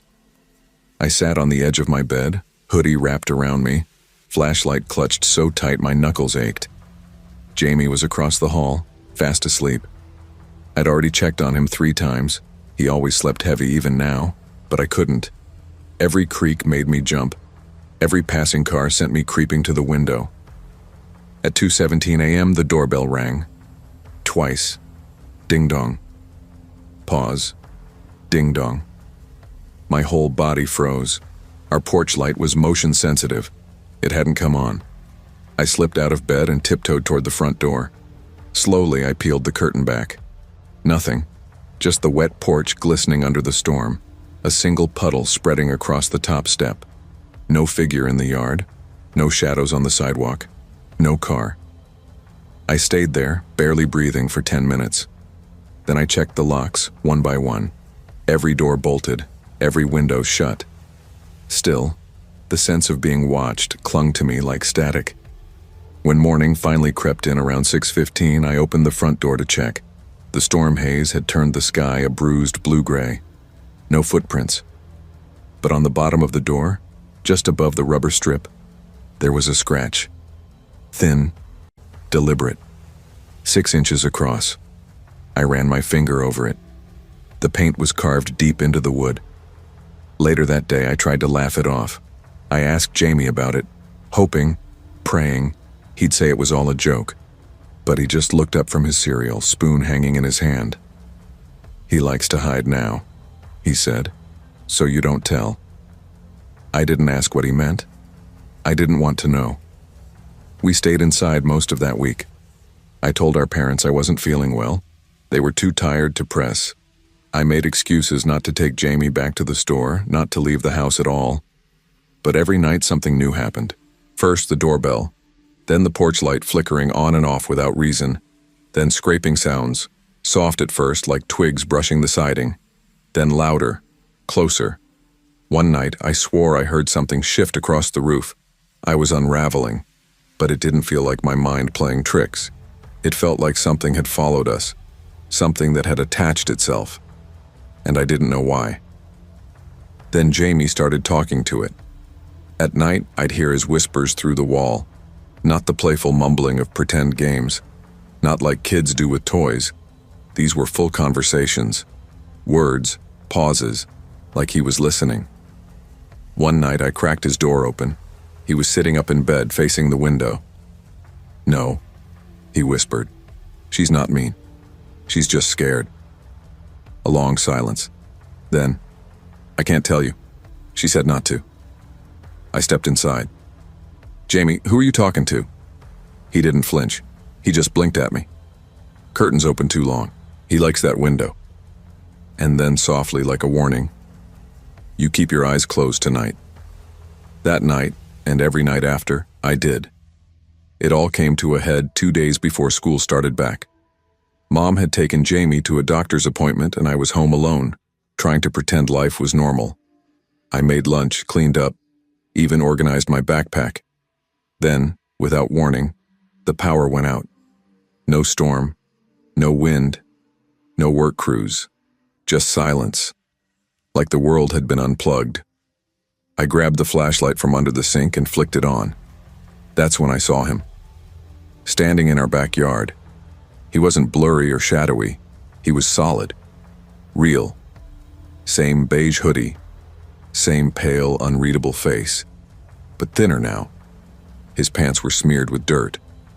Something dark stained his mouth. His arms hung too long at his sides, fingertips grazing his thighs.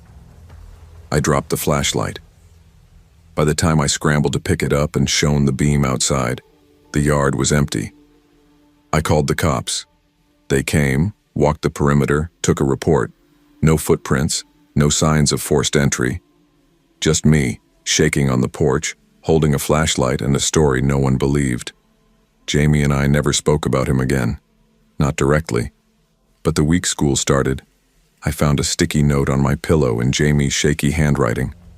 "Don't let him in, even if he looks like me." I kept that note for years. I still lock my windows before the sun goes down, because whatever followed us out of that aisle, it remembers, and it waits.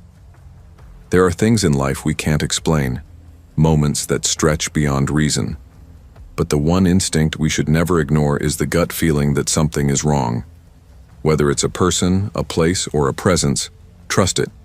Protect the ones who trust you. Because not everything that follows you can be caught on camera. And not everything that disappears stays gone.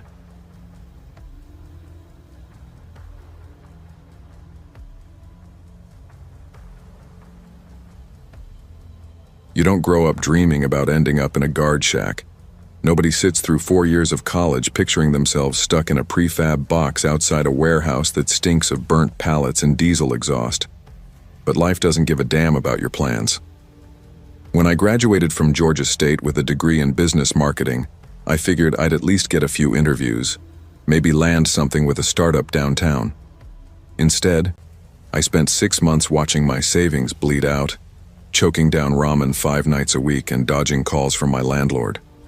My parents, old school Cuban, blunt, hardworking to the bone, just said the same thing they always said. "You made your bed." I couldn't go back to them, not after the fight last year. So when I saw the job posting for night security at the Walmart distribution center in Dorville, I didn't hesitate. 16 or 50 an hour, benefits after 30 days, midnight to 8 a.m. It wasn't glamorous, but it was something. Something I could point to when people asked what I was doing. Something to keep me from sliding completely off the map. At first it wasn't bad, monotonous, sure, but the silence grew on me. Nights blurred together, logging truck entries, flashlight walks through the lot, bitter vending machine coffee, and staring at grainy security feeds on a dusty monitor. No one asked questions. No one cared if I looked half asleep. 3 weeks in, though, everything shifted. The guy I usually worked with, Rodney, a middle-aged vet obsessed with fantasy football, went on medical leave. That's when Parker showed up. Parker James, or at least that's the name he gave, looked mid-30s, lean, with a jaw sharp enough to cut glass. A scar traced the right side of his face like someone had tried to erase him and stopped halfway. He always wore the same beat-up jacket and carried an old metal thermos that looked like it had survived a war. I tried making small talk that first night. "So, Parker, you come from another security gig?" He shook his head. Oil rigs, out west. Oh. I nodded. Lots of quiet out there too, huh? He paused, then said flatly, places where no one comes looking if you disappear. I laughed, awkward, thinking he was joking. He didn't. He wasn't unfriendly exactly, just elsewhere. Like his head was always 2 steps ahead of the present moment. Over time, though, he opened up a little. Talked about driving muscle cars back when gas was cheap. His obsession with Clint Eastwood movies. How he once built a home security system out of junkyard scraps and an old camcorder.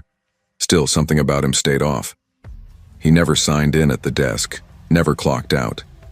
Supervisors just waved him through like paperwork didn't apply. I figured he was one of those off-the-books hires. Too much baggage for HR, but too useful to cut loose. He ended up saving my life the night the bullets tore through the window. It was a Thursday, just past 1:30 a.m. Parker and I sat in the shack watching the cameras. The night was still, no trucks due till 3. The lot lay empty except for a few parked semis and the yellow safety bollards glowing under the floodlights. The air smelled faintly of burnt oil and some half-smoked cigarette.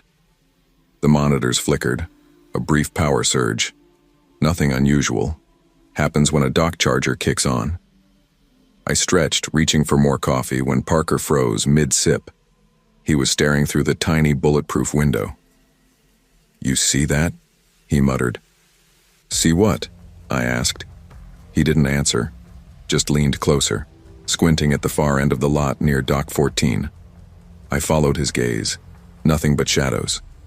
Then, suddenly, headlights flared on. High beams, blinding. But the car didn't move. No engine rumble. No crunch of tires on gravel. Just lights. Then Parker slammed into me, tackling me to the floor. My elbow scraped against the concrete. "What the hell, man?" Before I could finish, the window behind us exploded inward. Glass rained down.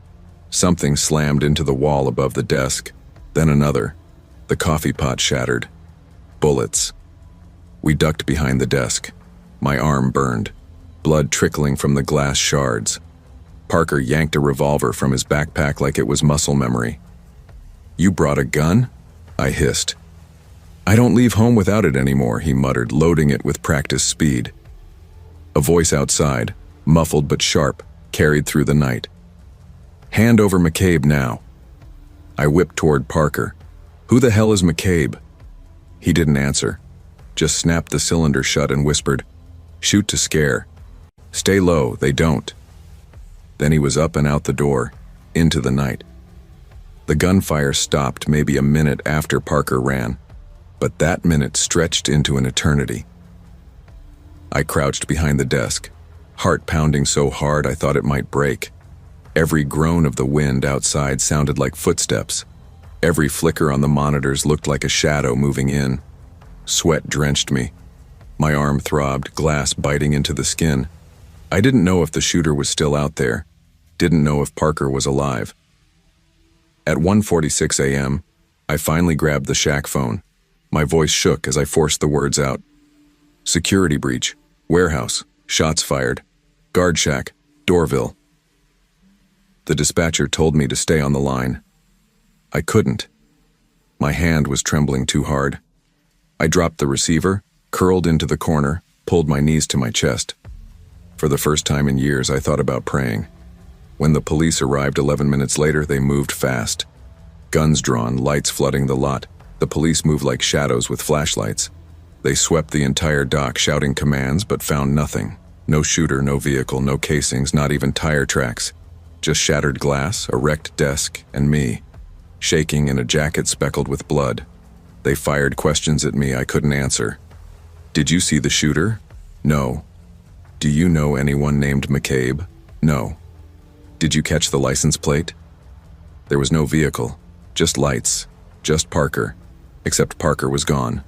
One officer tried to ping his phone through employee records. Nothing. Another asked me for his badge number. I didn't have it. When they searched the database, there was no Parker James on file, no paperwork, no background check, no emergency contact. It was like he'd never existed. I told them what little I knew. Oil rigs, Western movies. The way he walked like he always expected someone behind him. They scribbled it down but didn't look convinced. Later, a detective pulled me aside. Older guy, tie loose. Accent thick like gravel. "You sure he said his name was Parker James?" I nodded. "That's what he told me." He glanced at his notepad. "We think that was an alias. We've seen it before, floating around in chatter." "What kind of chatter?" I asked. He looked up, eyes tired but sharp. "There's a man we've been watching for years. Real name might be Donnie Maves. Ex-gang enforcer turned informant. Went off grid about 5 years back. Word was he flipped on some serious players out west." My stomach dropped. That voice outside, the man yelling, it wasn't random. "So the shooter was after him?" I whispered. "Most likely," the detective said. "If that's true, you weren't the target." I didn't say the thought out loud, but it echoed like a gunshot in my skull. What if they think I know where he is now? I lasted 4 more nights in that shack. Each shift I sat patched up, my arm still raw from glass, surrounded by the scars of what happened. The broken window had been replaced, but the filing cabinet still carried a bullet dent, and the desk corner still showed the crack where Parker had tackled me. The smell of scorched coffee lingered. The other guards didn't ask. Most didn't even know a shooting happened. Corporate buried it, called it equipment malfunction in the report. A safety memo went out about environmental awareness, as if we were supposed to worry about raccoons or forklifts. But I knew better. Parker had vanished like smoke. No phone, no trail, nothing. And the more I replayed it, the more certain I became that he'd been waiting for it all along. The way he moved, the way he avoided cameras, the way he never looked surprised. Like he knew the night was coming, and I'd just been dragged into his shadow. By the 5th night, I couldn't do it anymore. I turned in my badge to a yawning supervisor who barely glanced up. "Burned out already?" he chuckled.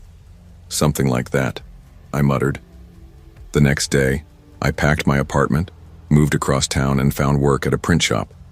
Less pay, but no one aiming at me through windows. Still, sometimes at night, when the hall is too quiet or the pipes groan wrong, I hear it, a knock. Soft, slow, once, then silence. It's been 3 years since that night, and I still think about him, Parker, Donnie, whoever he really was. I think about the look on his face just before he ran, guilt, maybe regret, not fear, not panic, more like he knew it was the end of one road or maybe just another stop. I've never told anyone the full story, not my parents, not my friends, certainly not anyone who might ask about a man who doesn't exist on paper. Writing this now, I realize maybe I just want to remember him the way I saw him, flawed, strange, maybe dangerous, but not evil. He could have let me die that night, but he didn't. He yanked me down, got me out of the line of fire. That has to count for something. Part of me hopes he made it, that he got far enough away, found a cabin in the woods, took a new name in some quiet city, but deep down, I know better.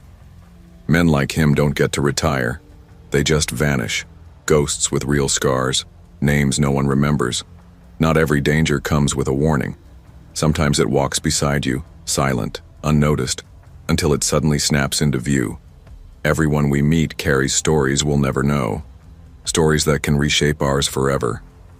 Trust your gut, watch closely, and never assume the quiet ones have nothing to run from, because sometimes what they're running from might already be standing closer than you think.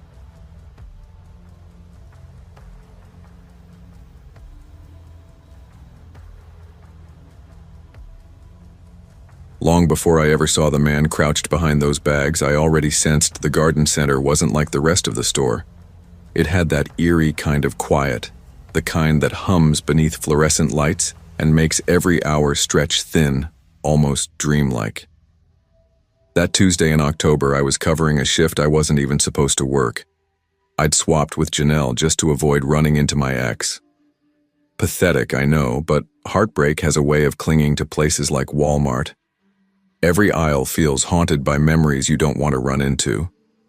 I usually stuck to part-time shifts, mostly in the outdoor section, garden center, Mulch, patio chairs, ceramic planters, nothing exciting, but it was peaceful. Fewer customers, co-workers kept their distance, and I could vanish among the stacks of fertilizer and lawn gnomes, pretending I was anywhere but here. It was close to 5 p.m., the sun already low, stretching long gray shadows across the concrete. The wind rattled against the chain-link fence stacked with birdseed and fake terracotta pots, making the whole place sound hollow. I was alone, restocking clearance leftovers from the summer blowout, when I heard it. A soft rustle from behind the fertilizer wall. Could have been a raccoon. We'd had a few over the summer. One had gotten into the Miracle Grow and nearly scared Marvin from paint into early retirement. I rounded the corner expecting a squirrel or maybe a ripped bag spilling onto the pavement, but instead, I froze. There was a man crouched behind the bags like he'd crumpled there. His hoodie was torn, cheeks hollowed, streaks of dirt smeared up his neck and jaw. His hands shook, not just restless twitching but violent tremors, pale as printer paper, barefoot. "Sir, you all right?" The words slipped out before I could stop myself, my eyes scanning for a badge, maybe some kind of work uniform. Nothing. He looked about 35, maybe older. It was hard to tell, like he hadn't slept in days. He didn't answer right away, just muttered under his breath, eyes darting upward toward the ceiling again and again. Then, clear as day, he whispered, "Horo and Low, they're still up there, watching." His gaze locked on the overhead lights. "Don't go near the ceiling lights." Suddenly, his hand shot out and clamped onto my sleeve. I swear it felt like ice burning straight through the fabric. "I'm going to get someone, okay?" I said, keeping my voice calm, even though my stomach was knotting. "Maybe you're hurt, maybe." His eyes snapped into focus, milky and wild, boring into mine. "Plastic panels," he rasped. "They know when you look away. They see through the fixtures, the eye." It radioed in. By the time security arrived, he didn't resist. He let them pull him to his feet, mumbling all the while, something about escaping the loop, about roof tiles hiding patterns. Rick from maintenance helped carry him out. I did what I was trained to. Filled out the incident report, checked all the boxes, talked to Rick. Then I clocked out and went home, trying to shake it off. The next day, though, something didn't sit right. I mentioned it to Sherry, the assistant manager. "What man?" she asked, dead serious. I laughed, thought she was messing with me. "The guy who collapsed near the fertilizer bags. I filed a report. Rick was there." Sherry just blinked. "There's nothing under your name," she said. "Dream, maybe? You sure this wasn't yesterday, or—" Her tone made me feel stupid. For a second, I doubted myself. But I remembered the way his grip had frozen my arm, the way his eyes flicked up at the ceiling like it was alive. You don't forget that. Not unless something wants you to. By Saturday, the garden center felt colder than usual. Not just the dip in temperature, something heavier lingered in the air. Stillness, that thick weight that makes you turn around even when you know no one's there. I was helping Kendra, a new temp, organize leftover patio chairs. She was all energy, chewing gum, talking about starting college in the spring, how she couldn't wait for Halloween. I wasn't in the mood, but I nodded and smiled when I had to. When things slowed down, I decided I needed reassurance. I found Rick with his clipboard. "Hey Rick," I said, trying to sound casual. "You remember Tuesday night? That guy behind the fertilizer wall?" Rick looked up, pen hovering. Then he just paused. "You mean the one that collapsed, curled up like a baby?" Rick asked, his brow furrowed. "Yeah," I said quickly, relief loosening my shoulders. "Yeah, that's the one." I thought I was losing my mind. Sherry swore there wasn't any report. Rick squinted at me. "Which time are you talking about?" My stomach tightened. "What do you mean, which time?" He lowered his clipboard. "Cam, that same guy showed up 2 years ago, same exact spot. We had to call an ambulance. He wouldn't stop whispering about things in the lights. Then he vanished from the hospital that same night." I just stared at him, my brain scrambling to process it. No, this was 4 days ago. I saw him, talked to him. His hoodie was torn on the shoulder and he had a scar right here. I tapped my temple. Rick's face drained of all color. His voice was hushed. Never forgot his feet. That's the same guy, Cam. Barefoot, same guy. A laugh escaped me, dry and shaky. That's not possible. Rick didn't laugh back. He just shook his head. I know, but he never aged. Same voice, same look. I didn't sleep that night. Around 3 a.m., the fluorescent light in my apartment flickered once, and I couldn't shake the sound of that man's rasping voice. They see through it. Something in me started to believe he hadn't just been raving nonsense. By Monday, it was all I could think about. After my shift, when the store was quiet, I asked Ramon from security if I could see the archived footage. I just want to check something, I told him. He gave me a look. What are you after? Shrinkage claims? No, just personal. He didn't argue, just pulled up the timestamp from Tuesday. There I was on the monitor, stacking planters, walking behind the fertilizer stacks. But the man wasn't there. Instead, just a faint shadow, low to the ground, shifting like a breath. No crouched figure, no hand on my sleeve. Maybe the angle missed him, I muttered, though even I didn't believe it. Ramon rewound, zoomed in. You're alone, man. Camera doesn't lie. I left without another word. That night I didn't sleep either. The next day on impulse I asked Ramon to pull up the live feed from that same camera. The shadow was still there, not moving anymore, just sitting like a burn mark on the screen. When I glanced up at the real ceiling above that corner, the light flickered once. The following week it all got worse. That phrase clung to me. Don't go near the ceiling lights. Like a song I couldn't shake. I started noticing the fixtures everywhere. In the pharmacy aisle, one panel buzzed faintly. In the snack section, a bulb dimmed whenever I passed beneath it. Maybe it was paranoia, or maybe I was finally seeing what he had. I even asked Sherry about it. Do you ever notice the lights flickering like patterns? She stared at me like I'd grown a second head. Cam, I think you need a break. She wasn't wrong. I hadn't been sleeping, barely eating. I drifted through the store like a ghost, waiting for that next flicker. By Thursday, I was avoiding that corner of the garden center altogether. I told Kendra my knee was acting up, made her do the heavy lifting. She rolled her eyes but didn't argue. Then, one night I saw him again. Not directly, through the reflection in the sliding glass door. I was restocking rakes, turned toward the glass, and there he was. Same torn hoodie, same scar. But this time, a shadow clung to his back, twisted and shifting like a second body. I spun around. Nothing. That Friday, I handed in my resignation. I didn't give much explanation, just said I needed to reassess my direction. Sherry looked half relieved, half concerned. Ramon shook my hand and told me to get some sun. Rick only nodded, like he knew more than he'd ever say. Now I work at a local hardware store. No ceiling panels like those. No fertilizer walls hiding shadows. Just paint swatches and retirees asking for caulk. Still, sometimes I end up back at Walmart. Hard to avoid. And every once in a while, walking through the detergent aisle or frozen pizzas, I look up. Just for a second. If the lights flicker, just the faintest twitch, I feel something cold slip through me. A presence. Watching. Sometimes the most ordinary places hold the deepest darkness. Not because they're haunted by monsters, but because they bury what we choose to forget. When we dismiss the signs, when we ignore the impossible, we feed the shadows where people vanish.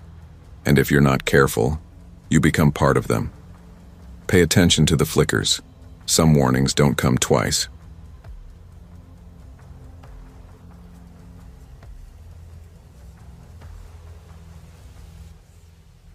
It's unsettling how quickly the sacred slips from memory.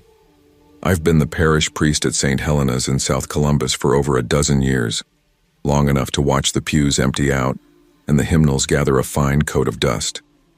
The organ pipes sit quiet more often than not. Faith just doesn't draw the crowd it used to. These days it's a handful of elderly parishioners who still cling to the ritual, a couple of families doing their best to raise their kids with some sense of reverence, and the occasional soul who stumbles in when life presses them too hard. I've never been a mystic. My vocation has always been about walking that narrow, difficult line between the divine and the human, the sacred and the ordinary. But in December of 2020, something happened that I still struggle to make sense of. It began with a confession. Nothing unusual, at least on the surface. But it's one I'll carry with me to my grave. It was a Tuesday evening, just past 7. Snow was drifting down outside in soft, lazy flakes, the kind that never sticks but slows the world, muffles it, makes you pay attention. I was closing up after evening prayers, keys in hand, when I heard the heavy wooden door creak open. A man stepped inside.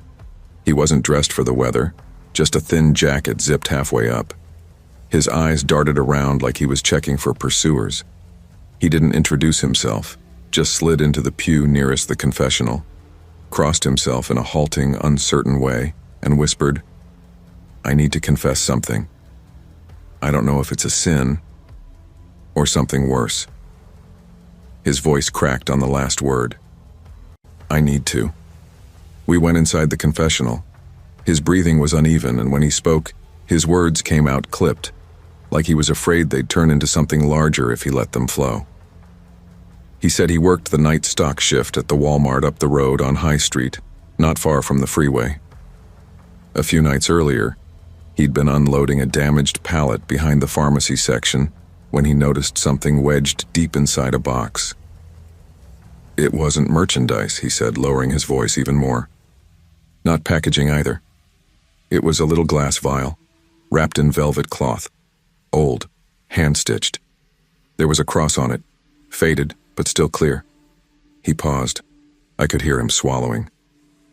"I thought it was medical," he continued, "like some old shipment, a discontinued sample that got misplaced. But the second I touched it, everything changed.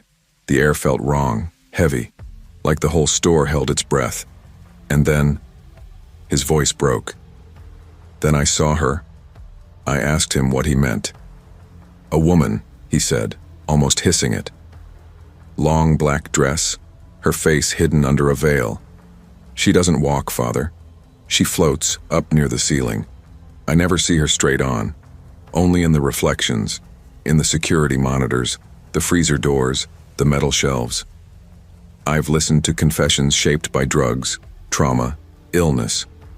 But there was something in his tone, raw, frightened, unpolished, that pressed into me. He wasn't embellishing. He wasn't trying to frighten me. He was simply terrified. "Father," he whispered, "I can't sleep. I see her even when I close my eyes. Please, please take it. The cloth, the vial. I'll bring it here tomorrow night." I told him I would, not because I believed the story, but because I saw the desperation in him. He needed to unburden himself. I offered prayer. He shook his head, muttered no, and slipped out into the snow. He never came back. 2 nights later, my phone rang just after midnight. It was Edna, one of my most steadfast parishioners. She's 74, widowed, still spry enough to work part-time cleaning overnight at that very same Walmart. Faithful as the sunrise, grounded, practical. But that night her voice trembled. "Father," she whispered, "something's not right here. Behind the pet food shelves there's a mark. A cross made of wax. Wasn't there yesterday, and one of the boys screamed when he saw it, said it was glowing. I told her to wait outside, that I'd meet her. She didn't argue. The store was still open, though the holiday rush had thinned, leaving a hollow quiet. I spoke with Carl, the night manager. He was young, polite, with that stretched, thin look of someone who lived on caffeine and little else. He was skeptical, but he let me in. The back storage area near the pet section had a smell I couldn't place right away. Rust mixed with damp stone, like the inside of an old crypt. On the floor, faint under the fluorescent lights, was a cross etched in hardened wax. thick lines, deliberate, as though poured slowly by hand. Beside it lay a piece of velvet cloth, dark red, edges frayed. The vial was gone. I knelt down and touched the fabric. The stitching was unmistakably old, the kind once used in liturgical garments. It didn't belong in a Walmart storage room. It belonged to another century. "We've tried scrubbing it," Carl muttered, rubbing his neck. "Bleach, industrial cleaner. Nothing works. It's like the wax burned into the tile." I asked him about the man from the confession, the stock worker who found it. Carl frowned, confused. He checked the shift logs, flipping through them with tired fingers. "There's no one like that here, Father," he said. "No name, no badge number, no employee record. I see dozens of guys cycle through, but if someone dropped something like this here..." He trailed off, shaking his head. Later that night, I brought the velvet cloth back with me. I sealed it inside a wooden box in the rectory. I didn't pray over it. I didn't want to. I didn't touch it again. But as I walked past the chapel mirror on the way to my quarters, I caught sight of something at the top edge of the glass. The faint drift of a black veil swaying near the ceiling. I didn't sleep. Not a minute.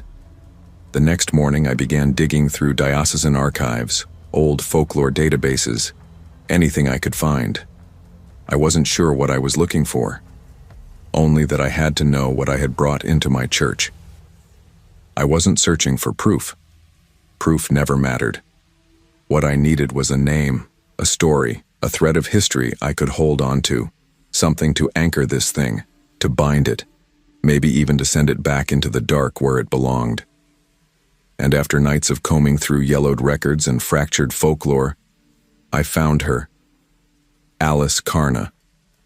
She was a domestic servant at Hales Abbey in England, early 1600s. She worked in the kitchens, a shadow in the background of monastic life. No family, no schooling, no lineage anyone cared to record.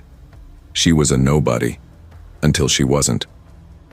1 year before her disappearance, a sacred relic went missing from the Abbey's reliquary. A small vial encased in glass, wrapped in velvet, said to contain a single drop of Christ's blood. It was hidden during political unrest, entrusted only to a select few. And then it was gone. The monks accused Alice. Theft, sacrilege, witchcraft. She fled into the woods before they could take her. She was never seen again, but her name lingered. Legends sprouted like weeds in her absence. Some said she escaped to the colonies carrying the relic across the ocean. Others claimed she died in the forest, whispering curses on anyone who would dare misuse the blood of Christ. I wanted to dismiss it. I told myself stories twist, grow grotesque with time. But the details wouldn't leave me. The velvet cloth, the wax cross, the woman in black. What if the tale hadn't warped as much as I hoped? That week, 3 employees quit at the Walmart. One swore he heard a woman's voice whispering scripture through the intercom after closing. Another said his dog wouldn't step foot in his bedroom after he brought home an unopened box from the pharmacy aisle. And Edna, faithful, practical Edna, she left town altogether, moved in with her niece in Tennessee. She stopped answering my calls. Carl phoned me again that Friday. His voice was tight, nervous. "Someone broke the lock on the back stairwell," he said. "Nothing stolen, but the cameras glitched. 13 minutes of footage gone, from 2 to 2:13. I asked if the cloth was still in the office. Silence. Then, "We left it where you found it. Figured it wasn't our business." That night I went back. The wax cross had faded, but not entirely. It clung to the floor like a scar. I laid a rosary over it, prayed the prayer to Saint Michael, lit incense not out of tradition but desperation. My voice shook as I spoke the words. Then I took the velvet cloth back to the rectory. I carried it to the garden behind the chapel, under the brittle winter stars, and I burned it. The fire caught instantly, bright and violent. It curled into smoke, ash, nothing. But as the flames rose, the wind shifted hard and sudden, whipping through the yard, rattling the windows. And in the chapel, every candle blew out at once. I haven't seen the veil since, but I think of her, of Alice Karna, of what it means to take something sacred and drag it across centuries until it winds up hidden behind pill bottles and plastic gift cards. I wonder if she was thief or victim, if she clutched the vial for herself or tried to protect it from hands unworthy of it. I still shop at that Walmart sometimes, only when I have no other choice. When I do, I keep my pace quick, my eyes fixed forward. I never linger in the pharmacy aisle. Once I made the mistake of glancing at the CCTV feed near the front desk.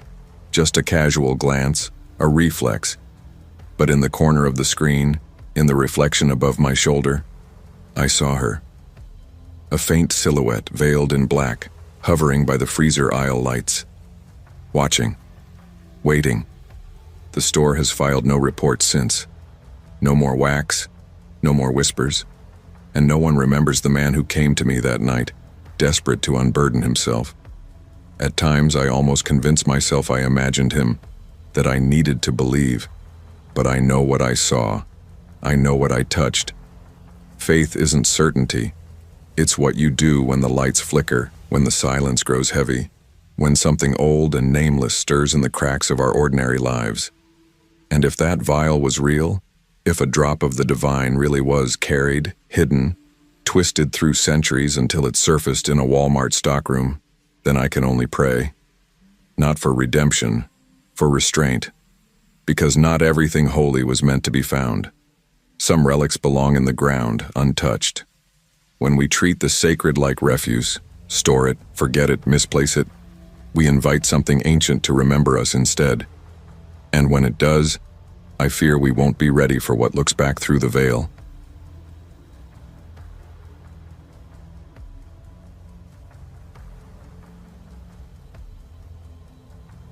It started with a walk-in shift and a headache that wouldn't quit. I was 22, working part-time in the bakery section of a Walmart supercenter in Hempt, California. My life felt like it was stitched together with frayed thread, trying to keep my GPA afloat at the local community college, wrestling with financial aid paperwork that never seemed to go through, and on most days, just staying out of my family's orbit. I hadn't seen my dad since Thanksgiving. That night ended with slammed doors, voices raised to the point of breaking, and finally a text that read, "Don't come back if you can't respect this house." I didn't. I grabbed a duffel, crashed at my friend Bryce's extra room near campus, and told myself I'd figure the rest out later. It wasn't much, but at least it was mine. That Friday in March felt like any other.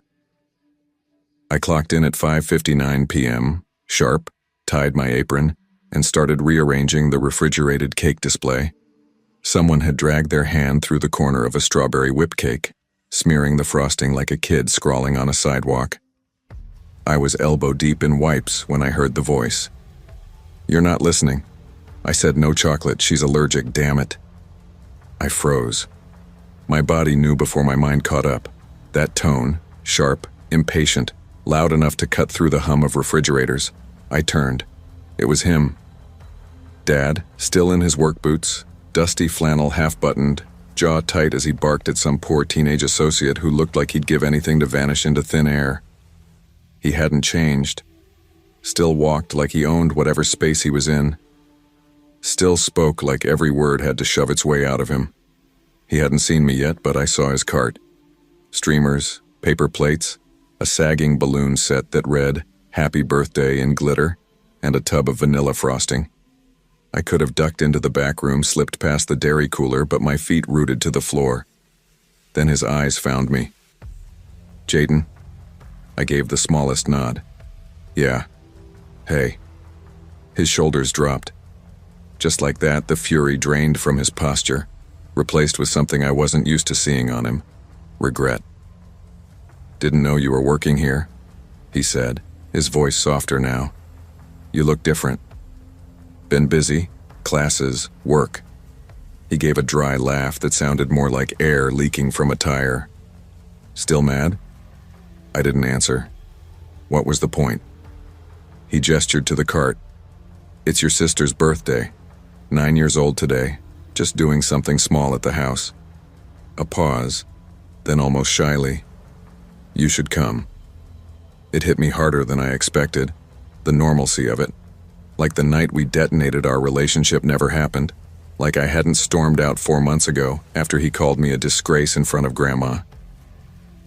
You used to be good at baking cakes, he added, eyes flicking toward the display. Figured you might want to make one. I laughed under my breath. That was before you tore me down in front of the whole family. The teenage associate, wide-eyed, slowly backed away, clearly praying for invisibility. Couldn't blame him. Dad sighed and rubbed the back of his neck. A rare gesture I remembered from when he was unsure of himself. I was angry, he said. You dropped out, moved out, felt like you were throwing your life away. I wasn't. My voice came out quieter than I meant. I was surviving. The words sat heavy between us, like a candle stuck unlit on a cake. She misses you, he said finally, almost too softly for me to believe it came from him. I didn't trust my mouth to work, so I just nodded, turned back toward the lemon bars, and pretended to rearrange them until he left. After that awkward collision, I tried to shake it off. I forced myself into the rhythm of closing, rotating cupcakes, checking pie dates, tossing stale muffins, but my head kept replaying the encounter. He'd shown up acting like nothing had cracked between us, like the storm he started was just weather we'd all forgotten. That was the thing about my dad. He never heard his own thunder. Later, when I was clocking out, the same teenager from earlier caught me by the break room lockers. His badge read Tyler. He was chewing on something he'd probably swiped from the deli. That your dad? He asked. Yeah, I said, tugging off my apron. He seemed intense. I smirked. He's not usually like that, unless he is. Tyler gave an awkward little laugh. Family's weird. Yeah, I said, shouldering my bag. Tell me about it. Yeah, I said, grabbing my backpack. That's one word for it. The automatic doors slid open and I stepped into the kind of spring cold that didn't quite warrant a jacket, but was sharp enough to make you feel exposed. The parking lot lights buzzed overhead, and I sat in my car for a long while with the engine off, staring at the Walmart sign glowing blue against the sky. It looked less like a beacon and more like a tired nightlight. Something meant to guide, but too worn out to do much anymore. No tears. No outburst of rage. Just silence. When I finally made it back to Bryce's apartment, I dropped my backpack by the door and opened my laptop, the blank screen of my half-written midterm staring back at me. My hands hovered over the keys, but the words refused to come. Instead, I typed out a short message. Sunday at 3 Albright, right? The reply came almost instantly. Yeah. Backyard. Just us. I didn't write back. I just closed the laptop and let the room fill with quiet. Sunday came faster than I wanted it to. I thought about ghosting the whole thing more than once, but the way Dad had said, "She misses you," kept replaying, refusing to let me off the hook. I thought about the first time I helped her bake cookies, how she dumped flour all over the counter and laughed when it puffed into the air.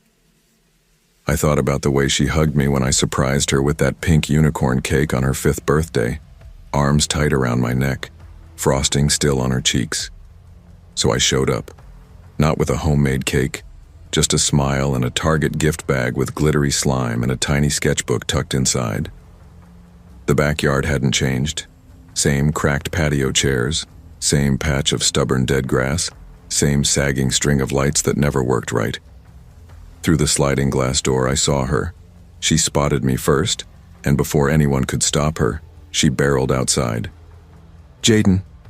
She slammed into me like a rocket, nearly knocking the gift bag out of my hand. I held her tight. Hey, birthday girl, I said, breathing in the faint mix of fruit punch and frosting clinging to her hair. It hit me in the chest, a kind of ache I hadn't expected. Dad stayed by the grill, spatula in hand, pretending to be busy. Mom waved from the kitchen window, her smile stretched thin, her eyes giving away the tension. The afternoon blurred in cake slices, torn wrapping paper and soda-soaked paper plates.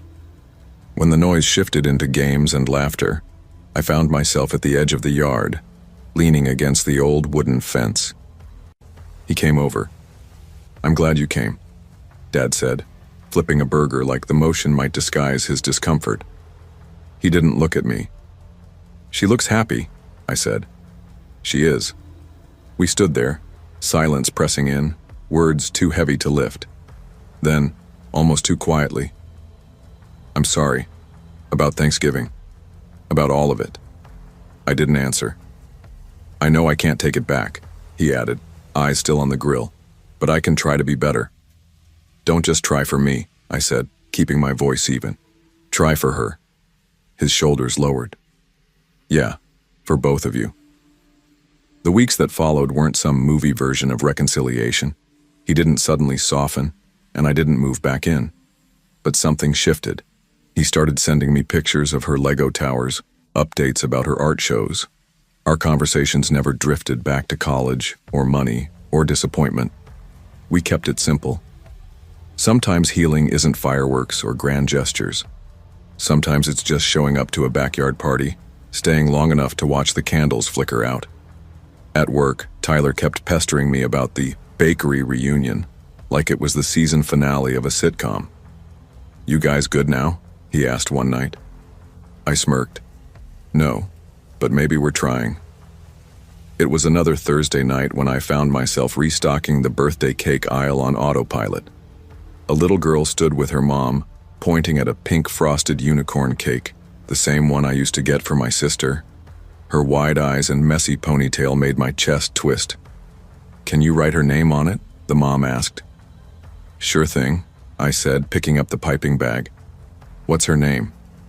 "Laya," the girl answered proudly. As I wrote her name, my hand steady, I thought about everything these aisles held. Not just cakes and candles, but pieces of people's lives. The messy, unresolved parts. The moments that sting and the ones that stitch us back together. I handed over the cake. The girl's smile lit up brighter than the overhead fluorescence. Her mom thanked me, and they walked away. I turned back toward the refrigerator doors, and for the first time in a long while, something in me eased. Not everything was fixed. Not every apology was enough. But maybe forgiveness wasn't about erasing the past. Maybe it was about keeping the door cracked, just wide enough for love to find its way back in.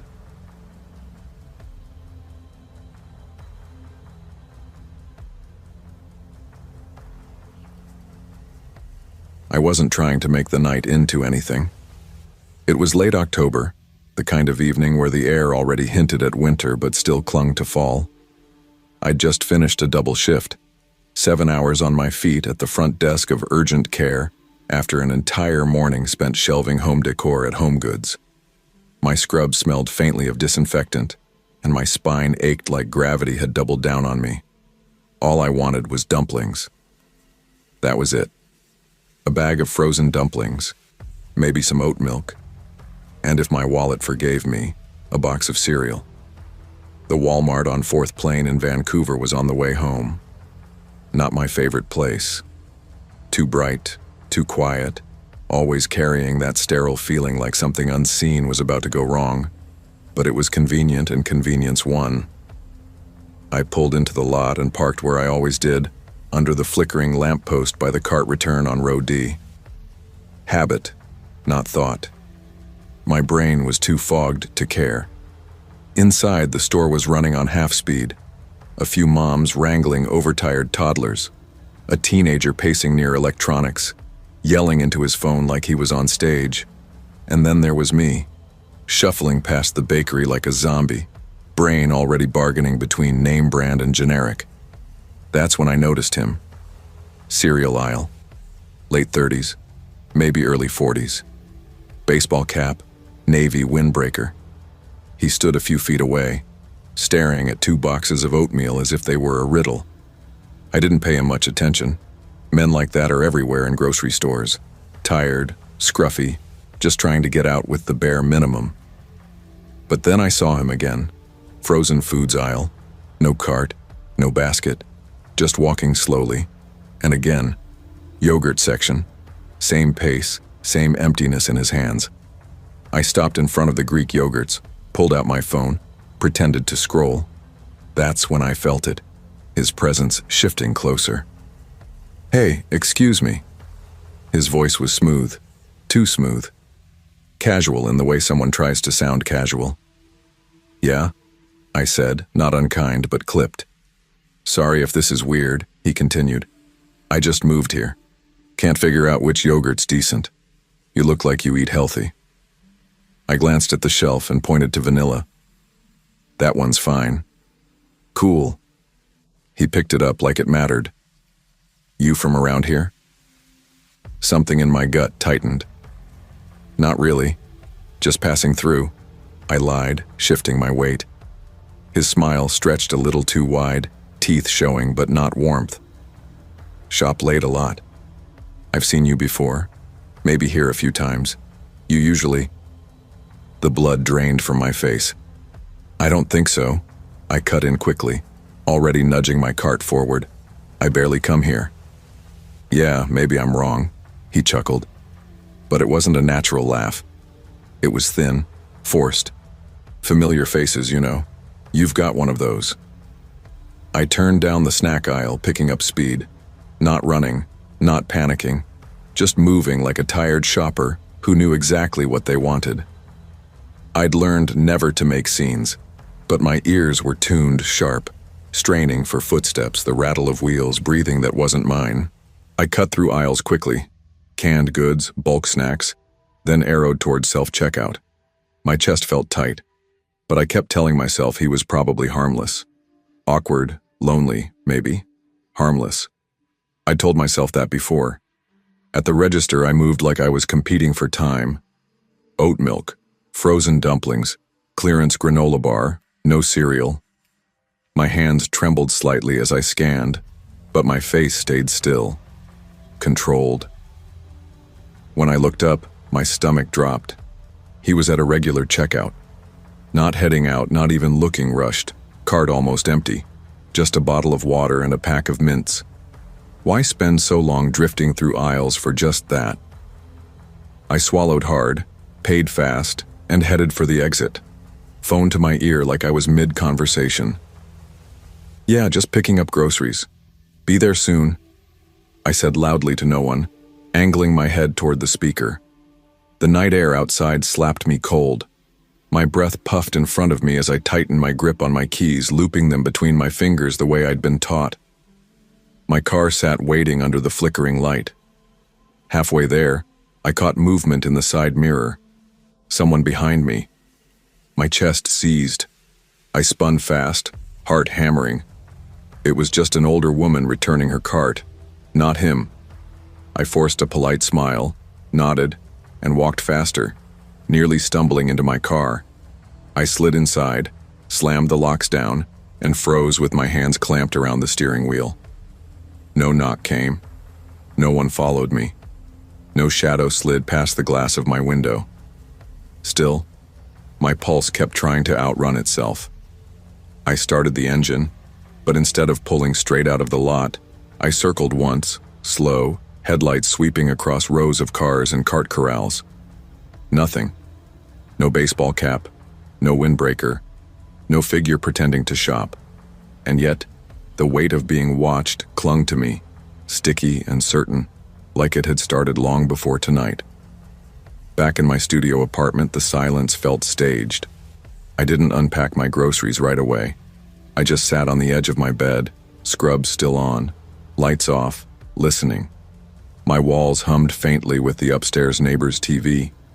Outside, nothing. No footsteps in the hall, no knocks on the door, no muffled voices.